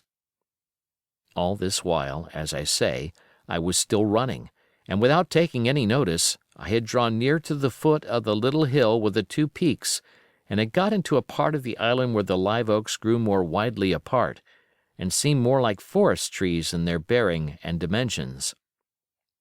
Mingled with these were a few scattered pines, some 50, some nearer 70 feet high. The air, too, smelt more freshly than down beside the marsh. And here a fresh alarm brought me to a standstill with a thumping heart. Chapter 15. The Man of the Island. From the side of the hill, which was here steep and stony, a spout of gravel was dislodged and fell rattling and bounding through the trees. My eyes turned instinctively in that direction, and I saw a figure leap with great rapidity behind the trunk of a pine. What it was, whether bear or man or monkey, I could in no wise tell. It seemed dark and shaggy, more I knew not, but the terror of this new apparition brought me to a stand. I was now, it seemed, cut off upon both sides, behind me the murderers, before me this lurking nondescript, and immediately I began to prefer the dangers that I knew to those I knew not. Silver himself appeared less terrible in contrast with this creature of the woods, and I turned on my heel, and looking sharply behind me over my shoulder, began to retrace my steps in the direction of the boats. Instantly the figure reappeared, and making a wide circuit, began to head me off. I was tired at any rate, but had I been as fresh as when I rose, I could see it was in vain for me to contend in speed with such an adversary. From trunk to trunk the creature flitted like a deer, running manlike on two legs, but unlike any man that I had ever seen, stooping almost double as it ran. Yet a man it was, I could no longer be in doubt about that. I began to recall what I had heard of cannibals. I was within an ace of calling for help, but the mere fact that he was a man, however wild, had somewhat reassured me, and my fear of Silver began to revive in proportion. I stood still, therefore, and cast about for some method of escape, and as I was so thinking, the recollection of my pistol flashed into my mind. As soon as I remembered I was not defenseless, courage glowed again in my heart, and I set my face resolutely for this man of the island, and walked briskly towards him. He was concealed by this time behind another tree trunk, but he must have been watching me closely, for as soon as I began to move in his direction, he reappeared and took a step to meet me. Then he hesitated, drew back, came forward again, and at last, to my wonder and confusion, threw himself on his knees and held out his clasped hands in supplication. At that I once more stopped. "Who are you?" I asked. "Ben Gunn," he answered, and his voice sounded hoarse and awkward, like a rusty lock. "I'm poor Ben Gunn, I am, and I haven't spoke with a Christian these 3 years." I could now see that he was a white man like myself, and that his features were even pleasing. His skin, wherever it was exposed, was burnt by the sun, even his lips were black, and his fair eyes looked quite startling in so dark a face. Of all the beggarmen that I had seen or fancied, he was the chief for raggedness. He was clothed with tatters of old ship's canvas and old sea cloth, and this extraordinary patchwork was all held together by a system of the most various and incongruous fastenings, brass buttons, bits of stick, and loops of tarry gaskin. About his waist he wore an old brass-buckled leather belt, which was the one thing solid in his whole accoutrement. 3 years!" I cried. "Were you shipwrecked?" "Nay, mate," said he, "marooned." I had heard the word, and I knew it stood for a horrible kind of punishment, common enough among the buccaneers, in which the offender is put ashore with a little powder and shot and left behind on some desolate and distant island. "Marooned 3 years agone," he continued, "and lived on goats since then, and berries and oysters. Wherever a man is, says I, a man can do for himself. But, mate, my heart is sore for Christian diet. You mightn't happen to have a piece of cheese about you now? No? Well, many's the long night I've dreamed of cheese, toasted mostly, and woke up again, and here I were." "If ever I can get aboard again," says I, "you shall have cheese by the stone." All this time he had been feeling the stuff of my jacket, smoothing my hands, looking at my boots, and generally, in the intervals of his speech, showing a childish pleasure in the presence of a fellow creature. But at my last words he perked up into a kind of startled slyness. "If ever you can get aboard again, says you?" he repeated. "Why now, what's to hinder you?" "Not you, I know," was my reply. "And right you was!" he cried. "Now what do you call yourself, mate?" "Jim," I told him. "Jim, Jim," says he, quite pleased apparently. "Well now, Jim, I've lived that rough as you'd be ashamed to hear of. Now, for instance, you wouldn't think I had had a pious mother to look at me?" he asked. "Why, no, not in particular," I answered. "Ah, well," said he, "but I had. Remarkable pious. And I was a civil, pious boy, and could rattle off my catechism that fast as you couldn't tell one word from another. And here's what it come to, Jim, and it begun with chuck farthin' on the blessed gravestones. That's what it begun with, but it went further'n that, and so my mother told me, and predicted the whole, she did, the pious woman. But it were Providence that put me here. I've thought it all out in this here lonely island, and I'm back on piety. You don't catch me tastin' rum so much, but just a thimbleful for luck, of course, the first chance I have. I'm bound I'll be good, and I see the way, too. And Jim," looking all round him and lowering his voice to a whisper, "I'm rich." I now felt sure that the poor fellow had gone crazy in his solitude, and I suppose I must have shown the feeling in my face, for he repeated the statement hotly. "Rich, rich, I says, and I'll tell you what, I'll make a man of you, Jim. Ah, Jim, you'll bless your stars, you will. You was the first that found me."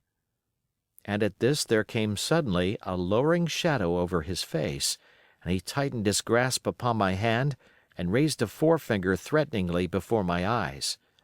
"Now, Jim, you tell me true. That ain't Flint's ship?" he asked. At this I had a happy inspiration.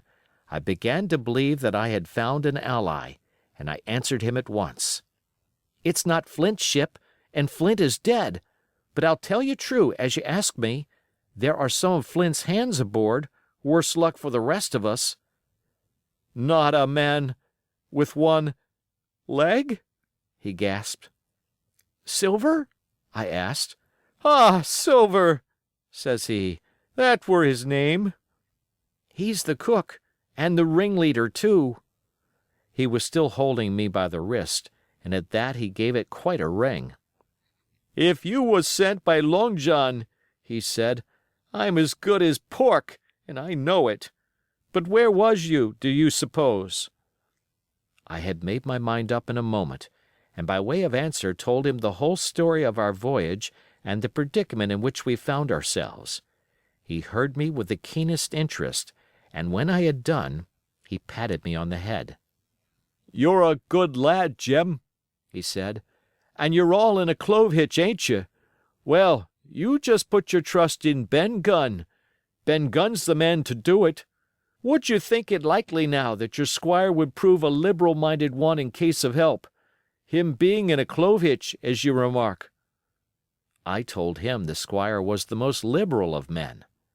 "Aye, but you see," returned Ben Gunn, "I didn't mean giving me a gate to keep and a suit of livery clothes and such. That's not my mark, Jim.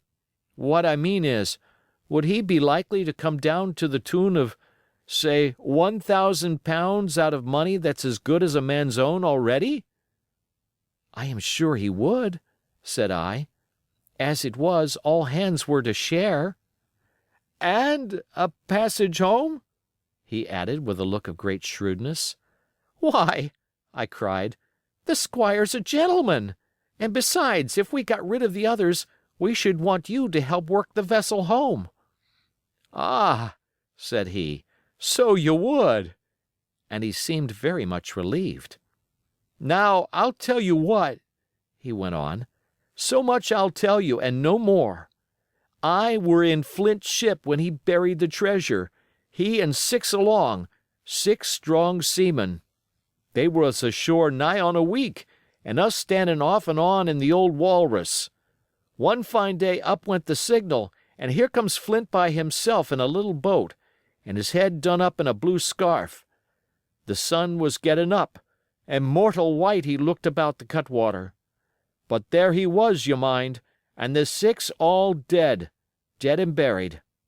How he done it, not a man aboard us could make out. It was battle, murder, and sudden death, leastways, him against 6. Billy Bones was the mate. Long John, he was quartermaster, and they asked him where the treasure was. 'Ah,' says he, 'you can go ashore if you like and stay,' he says, 'but as for the ship, she'll beat up for more, by thunder.' That's what he said. Well, I was in another ship 3 years back, and we sighted this island. 'Boys,' said I, 'here's Flint's treasure. Let's land and find it.' The captain was displeased at that, but my messmates were all of a mind and landed. 12 days they looked for it, and every day they had the worse word for me, until one fine morning all hands went aboard. 'As for you, Benjamin Gunn,' says they, 'here's a musket,' they says, 'and a spade and pickaxe. You can stay here and find Flint's money for yourself,' they says. Well, Jim, 3 years have I been here, and not a bite of Christian diet from that day to this. But now you look here, look at me. Do I look like a man before the mast? 'No,' says you. 'Nor I warn't neither,' I says. And with that he winked and pinched me hard. 'Just you mention them words to your squire, Jim,' he went on.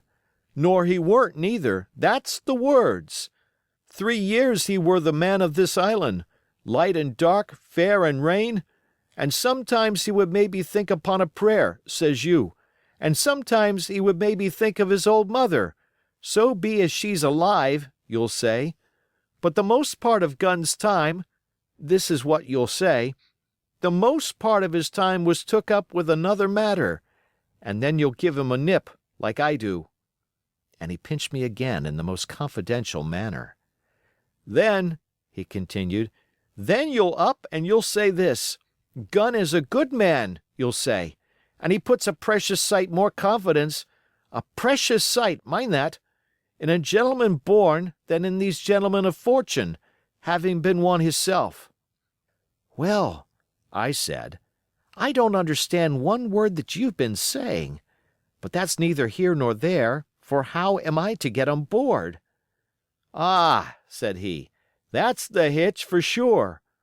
Well, there's my boat, that I made with my 2 hands. I keep her under the White Rock. If the worst come to the worst, we might try that after dark. Hi!' he broke out. 'What's that?' for just then, although the sun had still an hour or two to run, all the echoes of the island awoke and bellowed to the thunder of a cannon. "They have begun to fight!" I cried. "Follow me!" And I began to run towards the anchorage, my terrors all forgotten, while close at my side the marooned man in his goatskins trotted easily and lightly. "Left, left," says he. "Keep to your left hand, Mate Jim. Under the trees with you. There's where I killed my first goat. They don't come down here now, they're all mastheaded on them mountains for the fear of Benjamin Gunn. Ah, and there's the settlemary." Cemetery he must have meant. "You see the mounds? I come here and prayed, nows and thens, when I thought maybe a Sunday would be about due. It weren't quite a chapel, but it seemed more solemn-like. And then, says you, Ben Gunn was short-handed. No chapeling, nor so much as a Bible and a flag, you says." So he kept talking as I ran, neither expecting nor receiving any answer. The cannon shot was followed after a considerable interval by a volley of small arms. Another pause, and then, not a quarter of a mile in front of me, I beheld the Union Jack flutter in the air above a wood. Part 4. The Stockade. Chapter 16. Narrative continued by the doctor. How the ship was abandoned. It was about 1:30, 3 bells in the sea phrase, that the 2 boats went ashore from the Hispaniola. The captain, the squire, and I were talking matters over in the cabin. Had there been a breath of wind, we should have fallen on the 6 mutineers who were left aboard with us, slipped our cable, and away to sea. But the wind was wanting, and to complete our helplessness, down came Hunter with the news that Jim Hawkins had slipped into a boat and was gone ashore with the rest. It never occurred to us to doubt Jim Hawkins, but we were alarmed for his safety. With the men and the temper they were in, it seemed an even chance if we should see the lad again. We ran on deck. The pitch was bubbling in the seams. The nasty stench of the place turned me sick. If ever a man smelt fever and dysentery, it was in that abominable anchorage. The 6 scoundrels were sitting grumbling under a sail in the forecastle. Ashore we could see the gigs made fast, and a man sitting in each, hard by where the river runs in. One of them was whistling Lillibolero. Waiting was a strain, and it was decided that Hunter and I should go ashore with the jolly boat in quest of information. The gigs had leaned to their right, but Hunter and I pulled straight in the direction of the stockade upon the chart. The 2 who were left guarding their boats seemed in a bustle at our appearance. Lillibolero stopped off, and I could see the pair discussing what they ought to do. Had they gone and told Silver, all might have turned out differently. But they had their orders, I suppose, and decided to sit quietly where they were and hark back again to Lillibolero. There was a slight bend in the coast, and I steered so as to put it between us. Even before we landed we had thus lost sight of the gigs. I jumped out and came as near running as I durst, with a big silk handkerchief under my hat for coolness' sake, and a brace of pistols ready primed for safety. I had not gone 100 yards when I reached the stockade. This was how it was. A spring of clear water rose almost at the top of a knoll.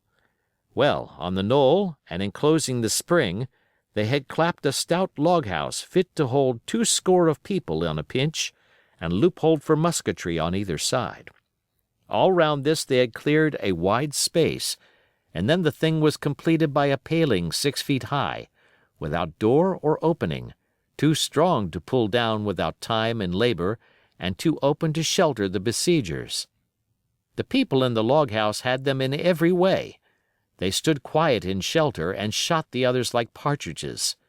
All they wanted was a good watch and food, for, short of a complete surprise, they might have held the place against a regiment. What particularly took my fancy was the spring, for though we had a good enough place of it in the cabin of the Hispaniola, with plenty of arms and ammunition and things to eat, and excellent wines, There had been one thing overlooked. We had no water. I was thinking this over when there came ringing over the island the cry of a man at the point of death. I was not new to violent death. I have served His Royal Highness the Duke of Cumberland, and got a wound myself at Fontenoy, but I know my pulse went dot in Carry One. Jim Hawkins is gone, was my first thought. It is something to have been an old soldier, but more still to have been a doctor. There is no time to dilly-dally in our work, and so now I made up my mind instantly, and with no time lost returned to the shore and jumped on board the jolly boat. By good fortune, Hunter pulled a good oar. We made the water fly, and the boat was soon alongside and I aboard the schooner. I found them all shaken, as was natural. The squire was sitting down, as white as a sheet, thinking of the harm he had led us to, the good soul, and one of the 6 forecastle hands was little better. "There's a man," said Captain Smollett, nodding towards him, "new to this work. He came nigh hand fainting, doctor, when he heard the cry. Another touch of the rudder and that man would join us." I told my plan to the captain, and between us we settled on the details of its accomplishment. We put old Redruth in the gallery between the cabin and the forecastle, with 3 or 4 loaded muskets and a mattress for protection. Hunter brought the boat round under the stern port, and Joyce and I set to work loading her with powder tins, muskets, bags of biscuits, kegs of pork, a case of cognac, and my invaluable medicine chest. In the meantime, the squire and the captain stayed on deck, and the latter hailed the coxswain, who was the principal man aboard. "Mr. Hans," he said, "here are 2 of us with a brace of pistols each. If any one of you 6 make a signal of any description, that man's dead." They were a good deal taken aback, and after a little consultation one and all tumbled down the fore companion, thinking no doubt to take us on the rear. But when they saw Redruth waiting for them in the sparred gallery, they went about ship at once, and a head popped out again on deck. "Down, dog!" cries the captain. And the head popped back again, and we heard no more, for the time, of these 6 very faint-hearted seamen. By this time, tumbling things in as they came, we had the jolly boat loaded as much as we dared. Joyce and I got out through the stern port, and we made for shore again as fast as oars could take us. This second trip fairly aroused the watchers along shore. Lily Bolero was dropped again, and just before we lost sight of them behind the little point, one of them whipped ashore and disappeared. I had half a mind to change my plan and destroy their boats, but I feared that Silver and the others might be close at hand, and all might very well be lost by trying for too much. We had soon touched land in the same place as before, and set to provision the blockhouse. All 3 made the first journey, heavily laden, and tossed our stores over the palisade. Then, leaving Joyce to guard them, 1 man to be sure, but with half a dozen muskets, Hunter and I returned to the jolly boat and loaded ourselves once more. So we proceeded without pausing to take breath, till the whole cargo was bestowed, when the 2 servants took up their position in the blockhouse, and I, with all my power, sculled back to the Hispaniola. That we should have risked a second boatload seems more daring than it really was. They had the advantage of numbers, of course, but we had the advantage of arms. Not one of the men ashore had a musket, and before they could get within range for pistol shooting, we flattered ourselves we should be able to give a good account of a half-dozen at least. The squire was waiting for me at the stern window, all his faintness gone from him. He caught the painter and made it fast, and we fell to loading the boat for our very lives. Pork, powder, and biscuit was the cargo, with only a musket and a cutlass apiece for the squire and me and Redruth and the captain. The rest of the arms and powder we dropped overboard in 2 fathoms and a half of water, so that we could see the bright steel shining far below us in the sun, on the clean sandy bottom. By this time the tide was beginning to ebb, and the ship was swinging round to her anchor. Voices were heard faintly hallooing in the direction of the two gigs, and though this reassured us for Joyce and Hunter, who were well to the eastward, it warned our party to be off. Redruth retreated from his place in the gallery and dropped into the boat, which we then brought round to the ship's counter to be handier for Captain Smollett. "Now, men," said he, "do you hear me?" There was no answer from the forecastle. "It's to you, Abraham Gray. It's to you I am speaking." Still no reply. "Gray," resumed Mr. Smollett, a little louder, "I am leaving the ship, and I order you to follow your captain. I know you are a good man at bottom, and I dare say not one of the lot of you's as bad as he makes out. I have my watch here in my hand. I give you 30 seconds to join me in." There was a pause. "Come, my fine fellow," continued the captain, "don't hang so long in stays. I'm risking my life and the lives of these good gentlemen every second." There was a sudden scuffle, a sound of blows, and out burst Abraham Gray with a knife cut on the side of the cheek, and came running to the captain like a dog to the whistle. "I'm here with you, sir," said he. And the next moment he and the captain had dropped aboard of us, and we had shoved off and given way. We were clear out of the ship, but not yet ashore in our stockade. Chapter 17. Narrative continued by the Doctor, the jolly boat's last trip. This fifth trip was quite different from any of the others. In the first place, the little gallipot of a boat that we were in was gravely overloaded. 5 grown men and 3 of them, Trelawney, Redruth, and the captain, over 6 feet high, was already more than she was meant to carry. Add to that the powder, pork, and bread bags. The gunwale was lipping astern. Several times we shipped a little water, and my breeches and the tails of my coat were all soaking wet before we had gone 100 yards. The captain made us trim the boat, and we got her to lie a little more evenly.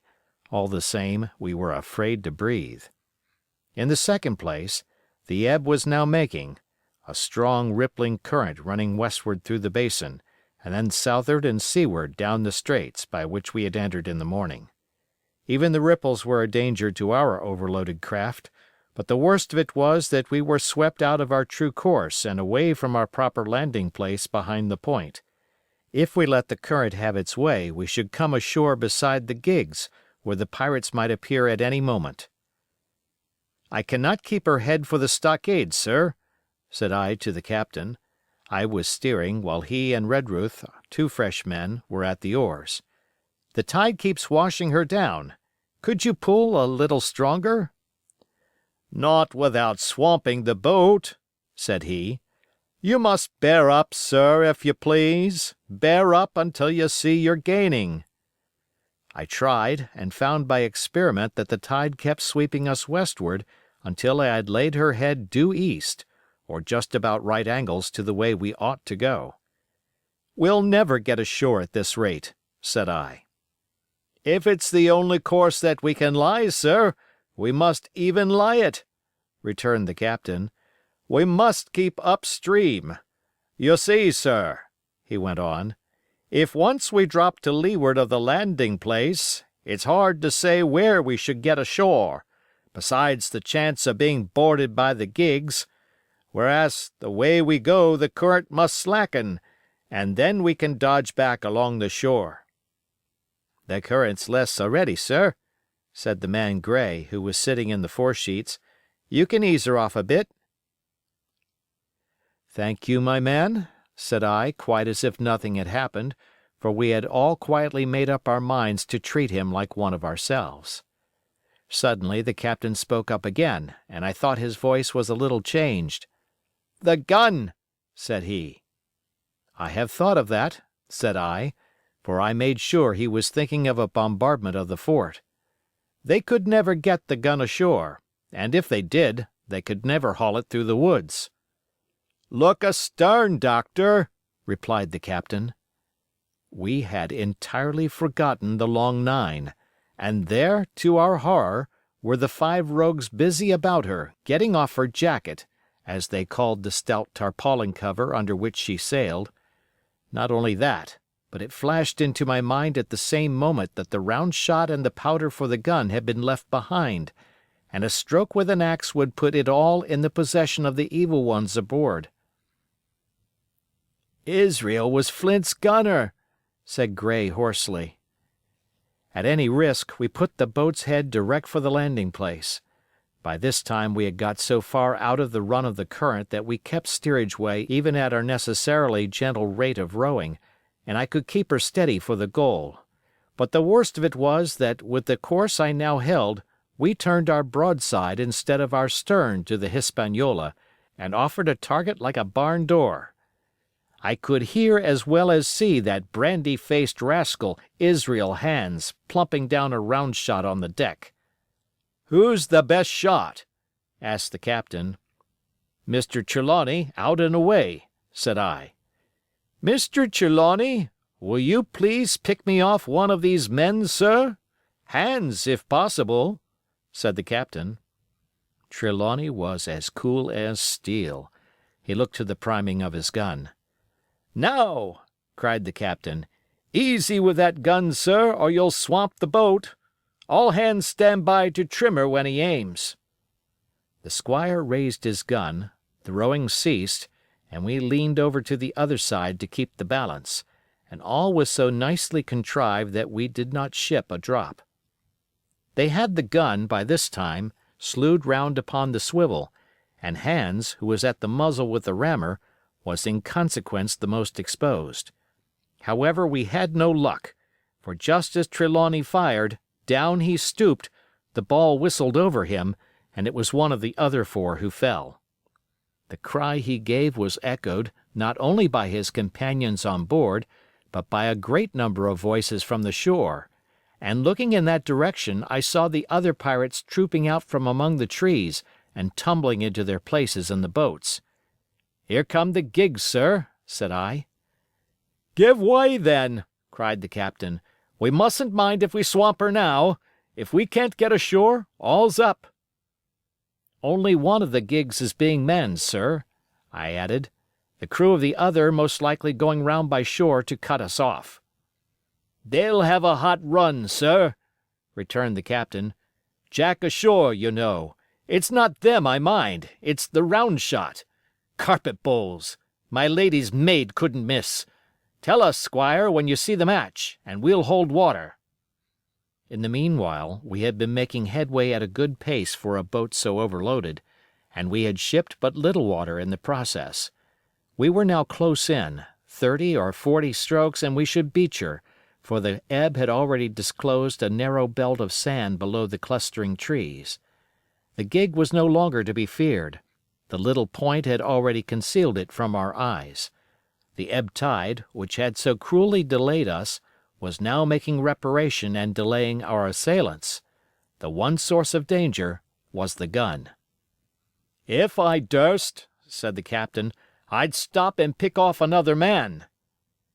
But it was plain that they meant nothing should delay their shot. They had never so much as looked at their fallen comrade, though he was not dead, and I could see him trying to crawl away. "Ready!" cried the squire. "Hold!" cried the captain, quick as an echo. And he and Redruth backed with a great heave that sent her astern bodily under water. The report fell in at the same instant of time. This was the first that Jim heard, the sound of the squire's shot not having reached him. Where the ball passed, not one of us precisely knew, but I fancy it must have been over our heads, and that the wind of it may have contributed to our disaster. At any rate, the boat sank by the stern, quite gently, in 3 feet of water, leaving the captain and myself facing each other on our feet. The other 3 took complete headers, and came up again drenched and bubbling. So far there was no great harm. No lives were lost, and we could wade ashore in safety. But there were all our stores at the bottom, and to make things worse, only 2 guns out of 5 remained in a state for service.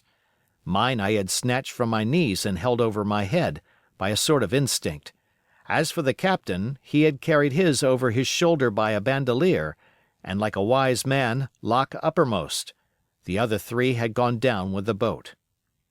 To add to our concern, we heard voices already drawing near us in the woods along shore, and we had not only the danger of being cut off from the stockade in our half-crippled state, but the fear before us whether, if Hunter and Joyce were attacked by half a dozen, they would have the sense and conduct to stand firm. Hunter was steady, that we knew. Joyce was a doubtful case, a pleasant, polite man for a valet and to brush one's clothes, but not entirely fitted for a man of war. With all this in our minds, we waded ashore as fast as we could, leaving behind us the poor jolly boat and a good half of all our powder and provisions. Chapter 18. Narrative continued by the doctor. End of the first day's fighting. We made our best speed across the strip of wood that now divided us from the stockade, and at every step we took, the voices of the buccaneers rang nearer. Soon we could hear their footfalls as they ran and the cracking of the branches as they breasted across a bit of thicket. I began to see we should have a brush for it in earnest, and looked to my priming. "Captain," said I, "Trelawney is the dead shot. Give him your gun. His own is useless." They exchanged guns, and Trelawney, silent and cool as he had been since the beginning of the bustle, hung a moment on his heel to see that all was fit for service. At the same time, observing Gray to be unarmed, I handed him my cutlass. It did all our hearts good to see him spit in his hand, knit his brows, and make the blade sing through the air. It was plain from every line of his body that our new hand was worth his salt. 40 paces farther we came to the edge of the wood, and saw the stockade in front of us. We struck the enclosure about the middle of the south side, and almost at the same time, 7 mutineers, Job Anderson, the boatswain, at their head, appeared in full cry at the southwestern corner.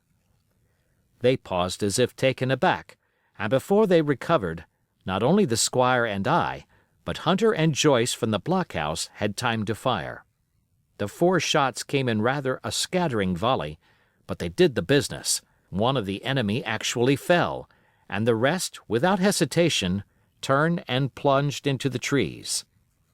After reloading, we walked down the outside of the palisade to see to the fallen enemy. He was stone dead, shot through the heart. We began to rejoice over our good success, when just at that moment a pistol cracked in the bush, a ball whistled close past my ear, and poor Tom Redruth stumbled and fell his length on the ground. Both the squire and I returned the shot, but as we had nothing to aim at, it is probable we only wasted powder. Then we reloaded and turned our attention to poor Tom. The captain and Gray were already examining him, and I saw with half an eye that all was over. I believe the readiness of our return volley had scattered the mutineers once more, for we were suffered without further molestation to get the poor old gamekeeper hoisted over the stockade and carried, groaning and bleeding, into the log house. Poor old fellow, he had not uttered one word of surprise, complaint, fear, or even acquiescence from the very beginning of our troubles till now, when we had laid him down in the log house to die. He had lain like a Trojan behind his mattress in the gallery. He had followed every order silently, doggedly, and well. He was the oldest of our party by a score of years. And now, sullen, old, serviceable servant, it was he that was to die. The squire dropped down beside him on his knees and kissed his hand, crying like a child. "Be I going, doctor?" he asked. "Tom, my man," said I, "you're going home." "I wish I'd had a lick at them with the gun first," he replied. "Tom," said the squire, "say you forgive me, won't you?" "Would that be respectful like, from me to you, squire?" was the answer. "Howsoever, so be it, amen." After a little while of silence, he said he thought somebody might read a prayer. "It's the custom, sir," he added apologetically, and not long afterward, without another word, he passed away. In the meantime the captain, whom I had observed to be wonderfully swollen about the chest and pockets, had turned out a great many various stores, the British colours, a Bible, a coil of stoutish rope, pen, ink, the log-book, and pounds of tobacco. He had found a longish fir tree lying felled and trimmed in the enclosure, and with the help of Hunter he had set it up at the corner of the log house where the trunks crossed and made an angle. Then, climbing on the roof, he had with his own hand bent and run up the colours. This seemed mightily to relieve him. He re-entered the log house and set about counting up the stores as if nothing else existed. But he had an eye on Tom's passage for all that, and as soon as all was over, came forward with another flag and reverently spread it on the body. "Don't you take on, sir," he said, shaking the squire's hand. "All's well with him. No fear for a hand that's been shot down in his duty to captain and owner. It mayn't be good divinity, but it's a fact." Then he pulled me aside. "Dr. Livesey," he said, "in how many weeks do you and Squire expect the consort?" I told him it was a question not of weeks but of months, that if we were not back by the end of August Blandley was to send to find us, but neither sooner nor later. "You can calculate for yourself," I said. "Why, yes," returned the captain, scratching his head, "and making a large allowance, sir, for all the gifts of Providence, I should say we were pretty close hauled." "How do you mean?" I asked. "It's a pity, sir, we lost that second load, that's what I mean," replied the captain. "As for powder and shot, we'll do, but the rations are short, very short. So short, Dr. Livesey, that we're perhaps as well without that extra mouth." And he pointed to the dead body under the flag. Just then, with a roar and a whistle, a round shot passed high above the roof of the log house and plumped far beyond us in the wood. "Ho, ho!" said the captain. "Blaze away! You've little enough powder already, my lads." At the second trial the aim was better, and the ball descended inside the stockade, scattering a cloud of sand, but doing no further damage. "Captain," said the squire, "the house is quite invisible from the ship. It must be the flag they are aiming at. Would it not be wiser to take it in?" "Strike my colours!" cried the captain. "No, sir, not I." And as soon as he had said the words, I think we all agreed with him, for it was not only a piece of stout, seemingly good feeling, it was good policy besides, and showed our enemies that we despised their cannonade. All through the evening they kept thundering away. Ball after ball flew over or fell short or kicked up the sand in the enclosure, but they had to fire so high that the shot fell dead and buried itself in the soft sand. We had no ricochet to fear, and though one popped in through the roof of the log house and out again through the floor, we soon got used to that sort of horseplay and minded it no more than cricket. "There is one good thing about all this," observed the captain. "The wood in front of us is likely clear. The ebb has made a good while. Our stores should be uncovered. Volunteers to go and bring in pork." Gray and Hunter were the first to come forward. Well armed, they stole out of the stockade, but it proved a useless mission. The mutineers were bolder than we fancied, or they put more trust in Israel's gunnery, for 4 or 5 of them were busy carrying off our stores and wading out with them to one of the gigs that lay close by, pulling an oar or so to hold her steady against the current. Silver was in the stern sheets in command, and every man of them was now provided with a musket from some secret magazine of their own. The captain sat down to his log, and here is the beginning of the entry. Alexander Smollett, master. David Livesey, ship's doctor. Abraham Gray, carpenter's mate. John Trelawney, owner. John Hunter and Richard Joyce, owner's servants, landsmen being all that is left faithful of the ship's company, with stores for 10 days at short rations, came ashore this day and flew British colors on the log house in Treasure Island. Thomas Redruth, owner's servant, landsman, shot by the mutineers. James Hawkins, cabin boy. And at the same time I was wondering over poor Jim Hawkins's fate. A hail on the land side. "Somebody hailing us," said Hunter, who was on guard. "Doctor, squire, captain! Hello, Hunter, is that you?" came the cries. And I ran to the door in time to see Jim Hawkins, safe and sound, come climbing over the stockade. Chapter 19. Narrative resumed by Jim Hawkins. The garrison in the stockade. As soon as Ben Gunn saw the colors, he came to a halt, stopped me by the arm, and sat down. "Now," said he, "there's your friends, sure enough." "Far more likely it's the mutineers," I answered. "That!" he cried. "Why, in a place like this, where nobody puts in but gentlemen of fortune, silver would fly the Jolly Roger, you don't make no doubt of that. No, that's your friends. There's been blows too, and I reckon your friends has had the best of it, and here they are ashore in the old stockade, as was made years and years ago by Flint. Ah, he was the man to have a headpiece, was Flint. Barring rum, his match were never seen. He were afraid of none, not he. Only silver. Silver was that genteel." "Well," said I, "that may be so, and so be it. All the more reason that I should hurry on and join my friends." "Nay, mate," returned Ben, "not you. You're a good boy, or I'm mistook. But you're only a boy, all told. Now, Ben Gunn is fly. Rum wouldn't bring me there where you're going. Not rum wouldn't, till I see you're born gentleman and gets it on his word of honor. And you won't forget my words. A precious sight, that's what you'll say, a precious sight more confidence. And then nips him." And he pinched me the third time with the same air of cleverness.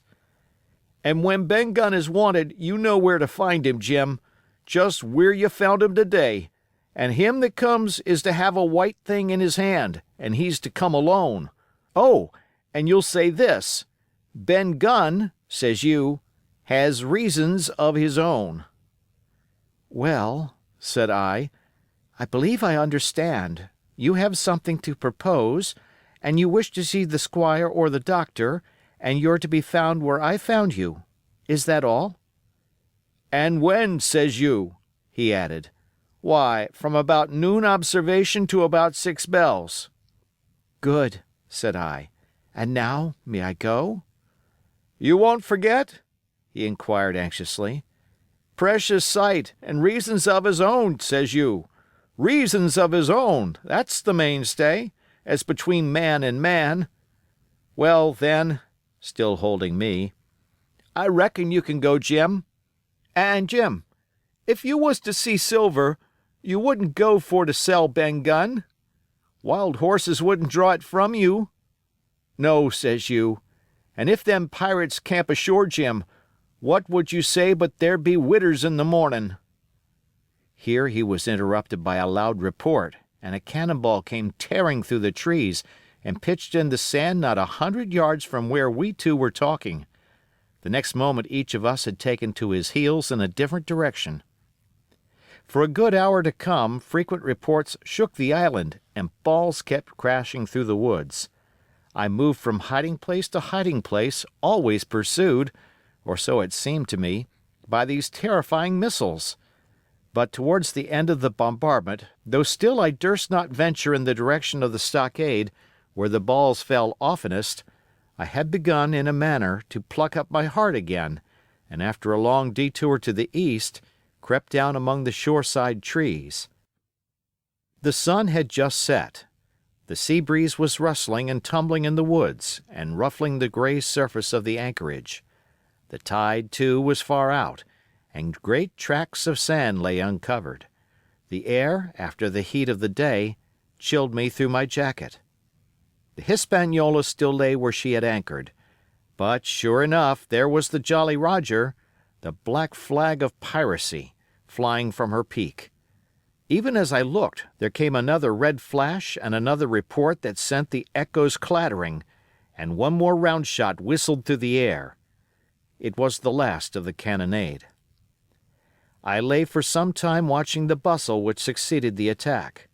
Men were demolishing something with axes on the beach near the stockade, the poor jolly boat, I afterwards discovered. Away near the mouth of the river, a great fire was glowing among the trees, and between that point and the ship, one of the gigs kept coming and going.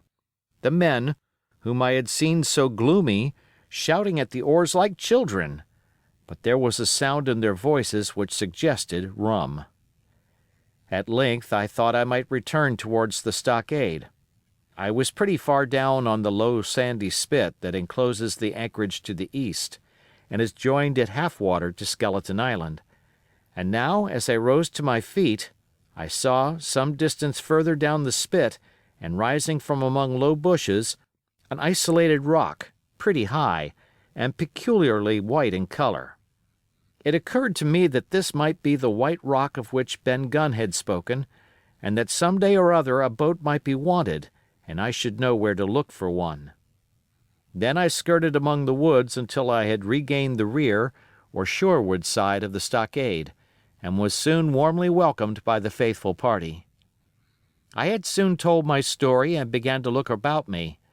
The log house was made of unsquared trunks of pine, roof, walls, and floor. The latter stood in several places as much as a foot or a foot and a half above the surface of the sand. There was a porch at the door, and under this porch the little spring welled up into an artificial basin of a rather odd kind, no other than a great ship's kettle of iron, with the bottom knocked out, and sunk to her bearings, as the captain said, among the sand. Little had been left besides the framework of the house, but in one corner there was a stone slab laid down by way of hearth, and an old rusty iron basket to contain the fire. The slopes of the knoll and all the inside of the stockade had been cleared of timber to build the house, and we could see by the stumps what a fine and lofty grove had been destroyed. Most of the soil had been washed away or buried in drift after the removal of the trees. Only where the streamlet ran down from the kettle a thick bed of moss and some ferns and little creeping bushes were still green among the sand. Very close around the stockade, too close for defense, they said, the wood still flourished high and dense, all of fir on the land side, but towards the sea with a large admixture of live oaks. The cold evening breeze of which I have spoken whistled through every chink of the rude building and sprinkled the floor with a continual rain of fine sand. There was sand in our eyes, sand in our teeth, sand in our suppers, sand dancing in the spring at the bottom of the kettle, for all the world like porridge beginning to boil. Our chimney was a square hole in the roof. It was but a little part of the smoke that found its way out, and the rest eddied about the house and kept us coughing and piping the eye. Add to this that Gray, the new man, had his face tied up in a bandage for a cut he had got in breaking away from the mutineers, and that poor old Tom Redruth, still unburied, lay along the wall, stiff and stark under the Union Jack.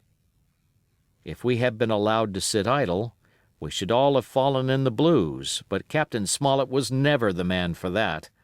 All hands were called up before him, and he divided us into watches. The doctor and Gray and I for one, the squire, Hunter, and Joyce upon the other. Tired though we all were, 2 were sent out for firewood, 2 more were set to dig a grave for Redruth, the doctor was named cook, I was put sentry at the door, and the captain himself went from one to another, keeping up our spirits and lending a hand wherever it was wanted. From time to time the doctor came to the door for a little air and to rest his eyes, which were almost smoked out of his head, and whenever he did so, he had a word for me. "That man Smollett," he said once, "is a better man than I am, and when I say that it means a deal, Jim." Another time he came and was silent for a while. Then he put his head on one side and looked at me. "Is this Ben Gunn a man?" he asked. "I do not know, sir," said I. "I am not very sure whether he's sane." "If there's any doubt about the matter, he is," returned the doctor. "A man who has been 3 years biting his nails on a desert island, Jim, can't expect to appear as sane as you or me. It doesn't lie in human nature. Was it cheese you said he had a fancy for?" "Yes, sir, cheese," I answered. "Well, Jim," says he, "just see the good that comes of being dainty in your food. You've seen my snuff box, haven't you? And you never saw me take snuff, the reason being that in my snuff box I carry a piece of Parmesan cheese, a cheese made in Italy, very nutritious. Well, that's for Ben Gunn." Before supper was eaten, we buried old Tom in the sand and stood round him for a while bareheaded in the breeze. A good deal of firewood had been got in, but not enough for the captain's fancy, and he shook his head over it and told us we must "get back to this tomorrow rather livelier." Then, when we had eaten our pork and each had a good stiff glass of brandy grog, the 3 chiefs got together in a corner to discuss our prospects.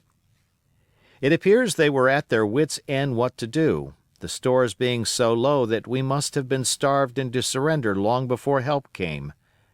But our best hope, it was decided, was to kill off the buccaneers until they either hauled down their flag or ran away with the Hispaniola. From 19 they were already reduced to 15, 2 others were wounded, and one at least, the man shot beside the gun, severely wounded, if he were not dead. Every time we had a crack at them we were to take it, saving our own lives with the extremest care. And besides that we had 2 able allies, rum and the climate.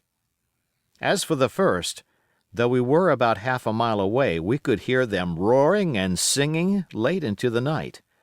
And as for the second, the doctor staked his wig that, camped where they were in the marsh and unprovided with remedies, the half of them would be on their backs before a week.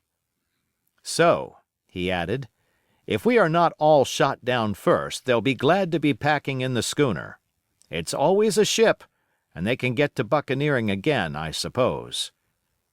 "First ship that ever I lost," said Captain Smollett.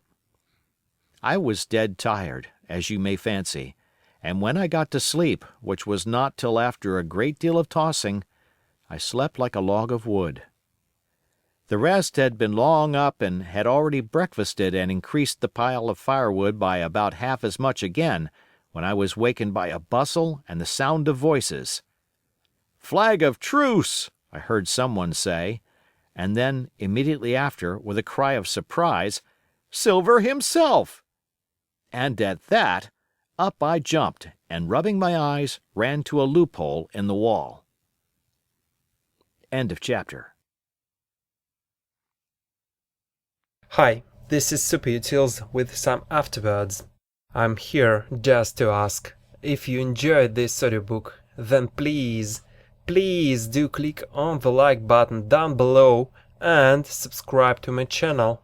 Thank you very much for listening and have a beautiful day.